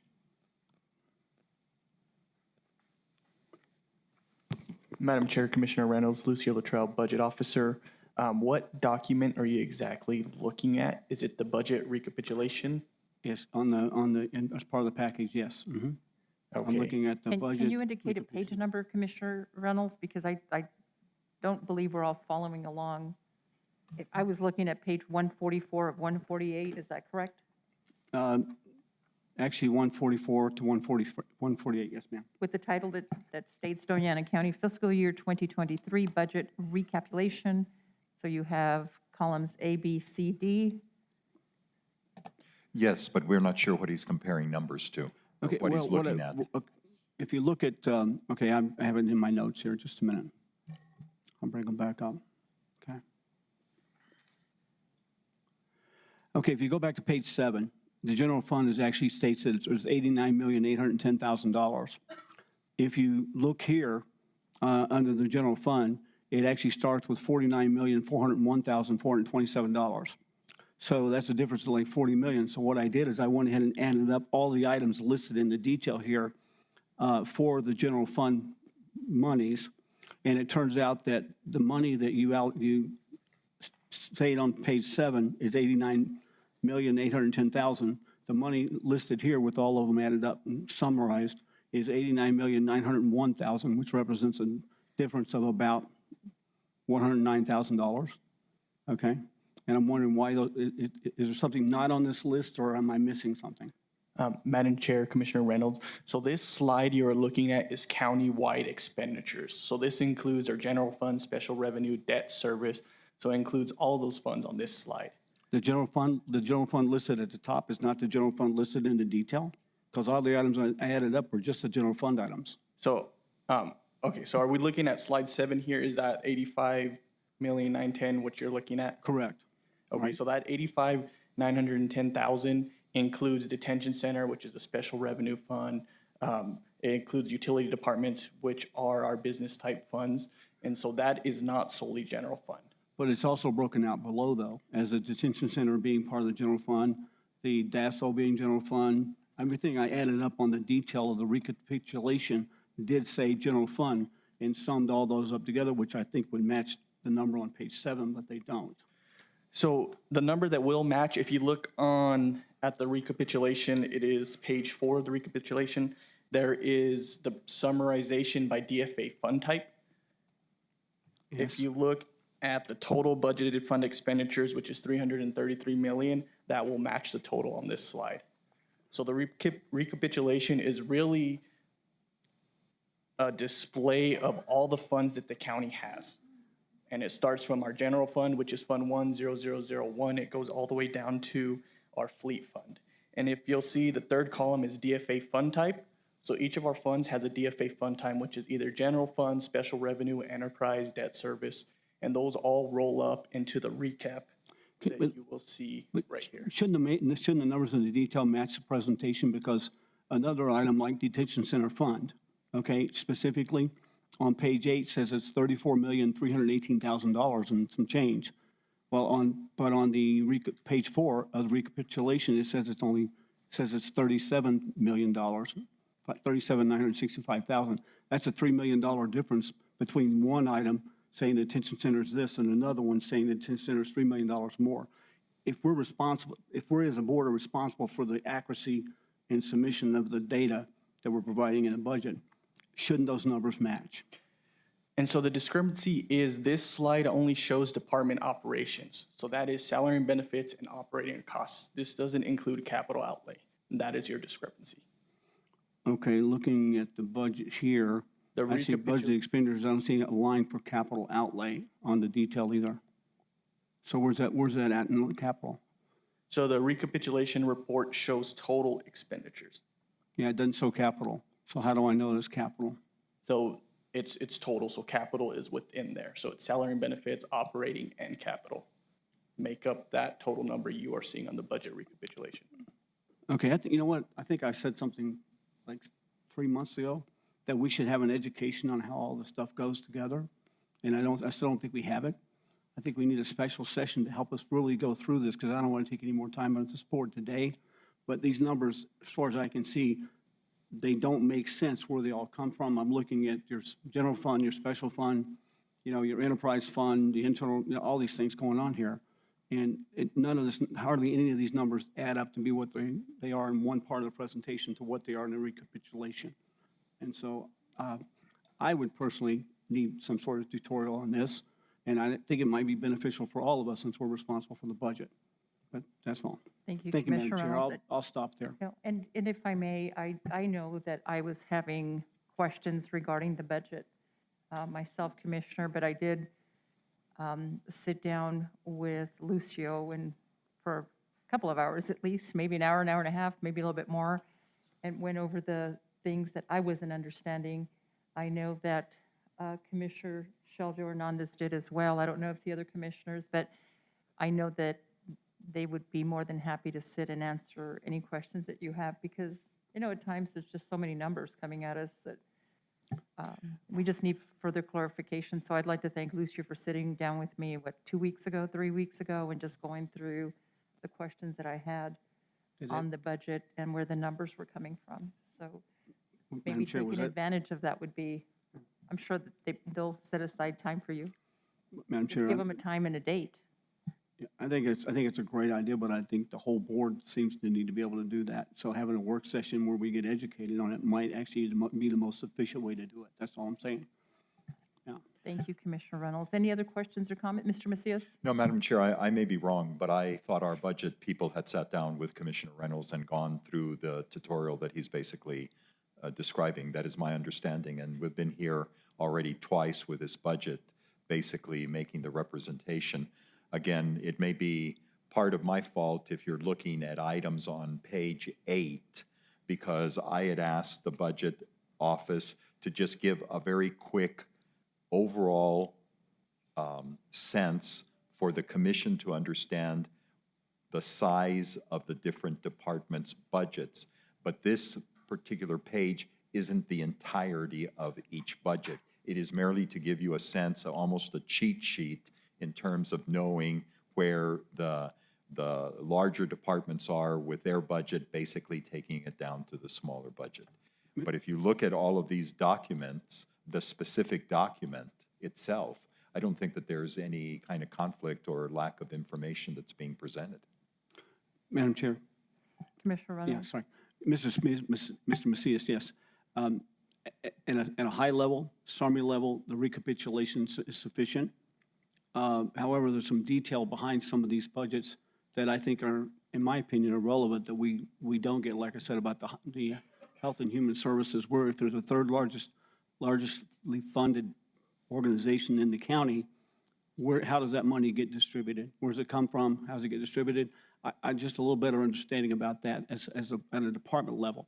Also, I think it's very important to understand if we have money set aside to hire people and we don't hire them, I think it's very important to understand where that money goes. All right. So let's just take it one at a time, because we're here, and I don't want there to be a sense like somehow the numbers don't rhyme. Let me address HHS, and basically, because their funds, they come into different funds, the Indigent Healthcare Fund, the Health Assistance Fund, and we do have HHS personnel here who can basically give you the breakdown. Good morning. Oh, good afternoon. Good afternoon. Good afternoon, Chair Chaparro, Commissioners. Pamela Wood, Health and Human Services, and Norberto Godino, Health and Human Services. We have funding through the Healthcare Assistance Program We have about $6 million in grant funding that supports various law enforcement, assisted diversion, assisted outpatient treatment, and the others. So We also have restricted funding, the healthcare assistance program. We bring in DWI funding from the state. There are various grants that we receive that are rolled up into our total operating budget. That's a general breakdown of the full amount. We can go into more detail if you like. So we do have the Healthcare Assistance Indigent Fund. We have an additional health services fund. We had requested an increase in the number of healthcare, mental health providers through workforce development. We also are going to be involved in the opioid settlement funds, at the Crisis Triage Center, and an increase in ambulance services. We also, that comes out of a separate fund. I have several questions, but I really don't want to again continue to belabor this after lunch. So I think we should really have, if you have a list of where those monies come from, a little more breakdown, for this presentation, that would be sufficient to begin with, because that way, I know that you have those, I know you have the indigent funds, I know you have the DWI, I know you have grants, I know all that stuff's there. Okay, but exactly how it's all collected, how it's distributed, how it's actually used, I think would be beneficial for us to do that, to kind of detail for this board at some point in time. It doesn't have to be today, it doesn't have to be next meeting, but understanding how these departments actually receive the funding and how they use it, where it goes, how much is actually personnel, operating expenses internally. I think that kind of detail, I know it's in the 900-page budget that we get, and I can go through that, and I have in the past, but it gets a little confusing when you look at the budget, and then when you look at the IBRs, it doesn't seem that they always make sense together, okay? Commissioner Chaparro, Chairman Chaparro, Commissioner Reynolds, we can certainly work with Lucio, our budget officer, on that, and he may have some additional details that you could provide. Commissioner Reynolds, yes, so we do have the detail. If we go back to the March 14th work session, there was a lot of that detail included in that presentation. So it included what the board approved in a prior year, and then, of course, the department's request at that point in time. But there's also, as you mentioned, the budget books that we publish. If you go to the finance page of the county website, you can look at preliminary budget book, which really has the 800 pages you were talking about, and it's line item detail of every department's budget. So if you want to see what the registration line item looks like, you could see the budget in that line item, actual expenditures for the prior 2 years, and what they have requested and will be approved by the BOCC for this year. And so we have that detail. And then in final budget, we publish the budget book with department narratives. So departments include narratives on budget priorities and initiatives for the year. And there's also a condensed version of the 800 pages within their section. And so it will identify some of their operating costs, personnel costs, and some of the other major line items. Thank you, Madam Chair, sorry. Yeah, thank you, Lucio. I would like to look at some more of the detail, because I'm really interested, and I know nobody else is. I'm really interested in seeing, we budgeted for this, and throughout the year, we moved some stuff, things didn't happen. And so where did all that extra money go? How did it get moved around in the county? I'd like to see the actual detail about how all that stuff got moved and how it got authorized and what it was used for. Because I know this budget we're doing now is going to look nothing like the actuals, by the end of next year. And I'd like to see how do we get from the budget, which is kind of a broad brush, to all the detail that goes on by the time the year's out. Because I'm not sure I understand that. Thank you, Madam Chair. I'm done. No more questions. Thank you.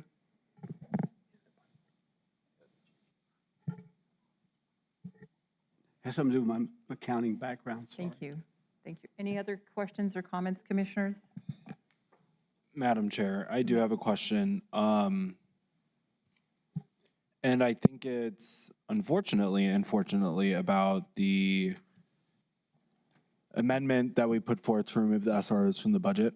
Of course, we're still on the budget, Commissioner Sheldron, on this, so we're free to talk about it. I just have a question on the direction that this commission is looking to take with this.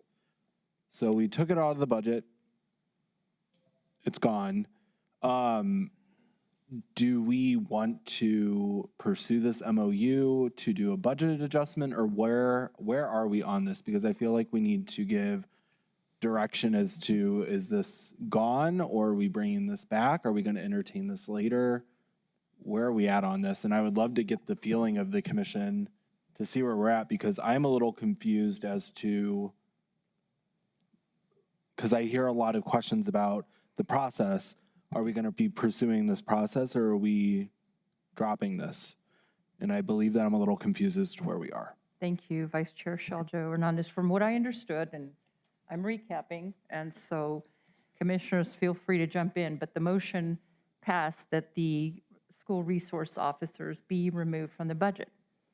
And it's my feeling that we at least give this a try, that we create the positions and give this a try. This is what this community has been requesting. That's what the Gadsden Independent School District is requesting. And it is the position of this commissioner that we need to keep our children safe just in case, and that we try this. It doesn't mean it has to be a permanent thing, but for me, I will err on the side of safety, and I will entertain a motion to put the positions back in pending what Commissioner Sanchez was requesting, an MOU, pardon me, or however other way any commissioner would like to craft the motion. Am I correct on that, Mr. Gooden? Madam Chair, in order to do that, it would have to be a motion to reconsider that vote, and it would have to be brought forward by someone who is in the majority. Thank you. Does that answer your question, Vice Chair Sheljo Hernandez? Madam Chair? Yes, Commissioner Sanchez. I think if I understand what the Vice Chair was saying, I think I would, if the way I understand it, I would be in favor of going in the direction of entering of asking the county manager to continue to pursue an MOU with GISD. I think that's exactly what I'm looking for. I'm looking at us giving direction as to where we're going with this, if we are, because there's a lot of conversations happening where we're in favor of this, we are questioning the process.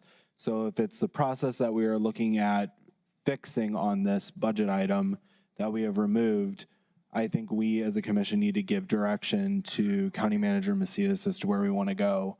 So I think I'm looking at consensus on this. I'm not sure it needs to be a motion. I think it does need to be a motion, okay? So I think that's what I'm looking at, is if there's consensus on this, that we want to reverse the way that this is being brought to this board, being let's get an MOU in front of us showing what is going on before this is happening. And before we called the question earlier, I did have a question about, I feel like we're making a lot of negotiations prior to an MOU being sought out, and I have issue with that, and I believe that the MOU should come before us before we put this into budget, and then there can be a budgetary adjustment. So if that's the way we are going, then let's do it and not leave it on the floor today. I just don't want to see this die and then come up later on when it looks like we're all in a consensus about where we want to go. Thank you, Vice Chair Sheljo Hernandez. I believe everyone has spoken to this particular issue with the exception of Commissioner Murillo. So I think we all know what we're thinking. Commissioner Murillo? Well, I agree. I mean, we should bring it back and bring the MOU for the next, have Fernando and Mr. Dempsey, because I did speak to Mr. Dempsey, and he was willing, to have that MOU drafted to bring it to the board. And so hopefully we can have it, I guess, month of June or July. And I do speak on behalf of residents in the South that we need these resource officers, and our needs are different maybe from the other commissioners' areas' needs. I don't know, but I know that Commissioner Saljo, you have La Mesa and you have Mezquita, is that correct? And Vado. And I have some of Vado Verino all the way down to Sunland Park. I know Commissioner Reynolds has Chaparral, and we have different needs, and we do need these resource officers. So I give the blessing for Mr. Macias to go ahead and have that, the MOU drafted with Mr. Dempsey and bring it forward before we place it on the budget. Thank you, Commissioner Murillo. So then, from what I'm hearing from the other commissioners, I'm understanding that perhaps a motion by either Commissioner Shelter Hernandez, Commissioner Reynolds, or Commissioner Sanchez to reconsider putting the resource officers back on the agenda pending a memorandum of understanding with Gadsden Independent School District, thereby giving direction to our county manager and staff. Is that what I'm understanding? Mr. Macias? Madam Chair, forgive me, the proper procedure would be, having voted in the affirmative or having voted in the majority, I move that we consider the vote by which the 8 resource officers were removed from the agenda. That is how you even raise the issue to discuss it, because the commission has already taken a vote. So it would have to be Commissioner Sheljo, Sanchez, or Reynolds that can make the motion. The other 2 cannot, having voted in the minority. So you would bring it up, and then you would have a discussion. Then from there, you could make a motion. But again, it isn't directing just me. I mean, the whole purpose for putting this on there was for you to take a position in order to give direction to the county structure to move forward on this issue. I've already shared the memorandum of understanding that existed prior with the Gadsden School District and the county. I've shared with you the MOU that exists between the City of Las Cruces and the Las Cruces Public Schools. Sunland Park has a memorandum of understanding with the Gadsden School District. But it's at that point where you don't tell me to negotiate it, you tell all of the parties that are necessary that it is your intent to have SROs. But to get yourself there to be able to do that, there isn't a consensus. That's a vote. Madam Chair? Commissioner Sanchez? I disagree, because we're giving you direction. I mean, if that's what we need to vote to give you direction to go get an MOU with Gadsden, so be it. Then we'll put it on the agenda as an action item. But, you know, I think when we've had direction to ask you to look into something, to start, to bring something forth to the commission, we haven't had a vote, Mr. Macias. And to have to do it through an approved agenda, that's not correct either.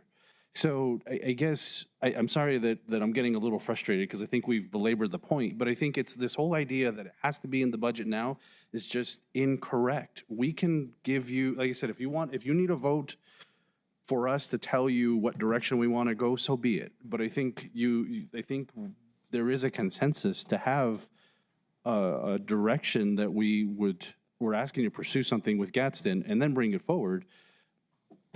I don't know. I think maybe, I just feel like we're belaboring the point on the agenda with the budget, saying it has to be in the budget in order to move forward. I do not agree with that point. Well, I don't believe, Commissioner Sanchez, I don't believe that was the question posed by Vice Chair Shelter Hernandez. I believe the question posed was, if upon that vote to remove the school resource officers from the budget, if that removed it permanently. Was that the question you asked, Commissioner Shelter Hernandez? My question is that what do we need to, if this commission is looking for an MOU first, and what we have to do to direct that MOU being heard? I don't think I want to amend the vote and or bring it back to put them in the budget preliminarily. I want the MOU in front of us then to amend the budget. Madam Chair? But that's not what we voted on. Am I correct, Mr. Gooden, on that? Because I understood the vote to be to remove the school resource officers completely from the budget, from the preliminary budget, and not allowing an opportunity to bring them back. Am I incorrect with that? Madam Chair, the budget it has some fluidity to it. And so if at some point in the future it's determined that this is what we're going to do, as was pointed out, there's oftentimes budget adjustments made. So this means it will not be included in this particular budget at this point in time. If in the future there's a decision made that it would be addressed, then that can be done through a budget adjustment. But so it doesn't kill the idea forever. It can still be brought up at some future time when there's a MOU that's been drafted or not drafted, and so it can be brought back up again at that point in time, as other items are with the budget, as we get a new grant, as we get decide we need to go buy a new piece of equipment that wasn't anticipated. So I don't know if that answered your questions or not. It did, Mr. Gooden. All right, based on the response of Mr. Gooden, any other discussion, any other questions? If not, Yeah, I'm sorry, I have one thing. I would like for this board to do our due diligence and to determine what kind of authority we have over an MOU of an elected official. I think you'll find out that we, as a board, can commit to an MOU. However, I don't think we can force, because no elected official reports to us. Okay, I don't think we can force an elected official to carry out an MOU or to meet the requirements of an MOU that we approve and we sign without their approval. Now, do your due diligence, see if I'm right, see if I'm wrong. Ms. Nelson, if you'd like to weigh in on that, you can. My fear is that if we do this, we get an MOU, we approve it, the county's liable, but the elected official is not. So I would welcome Nelson's opinion on that. well, we don't have an MOU in our hands yet. So, Mr. Gooden? Madam Chair, to give a complete answer on that, I would want to be able to research that completely. I think it's an area of concern, but I would like to be able to at least come up with a well-thought-out answer before I give it to the board. Thank you, Mr. Gooden. All right, any other questions or discussion? I don't believe we've voted on the budget yet. Am I correct? No. All right, Commissioner Shelter Hernandez, you had a question? No. Oh, okay. I thought maybe you did. All right. Anything else, commissioners? May I have a roll call vote, please? Commissioner Murillo, Yes. Commissioner Reynolds, Yes. Commissioner Sanchez, Yes. Vice Chair Shaljo Hernandez, Yes. and Chair Chaparro. Yes, motion carries unanimously. Thank you. We will move on now to agenda item number 13, correspondence received by Doña County. Dolores and Johnny Fulton versus Doñana County, Norma Chavez versus Doñana County, Christy Al French versus Doñana County, Carlos Loya and Carmen Graciela Loya versus Doñana County. Thank you. All right, we are adjourned at 12:35, if all the commissioners agree. We're in adjournment.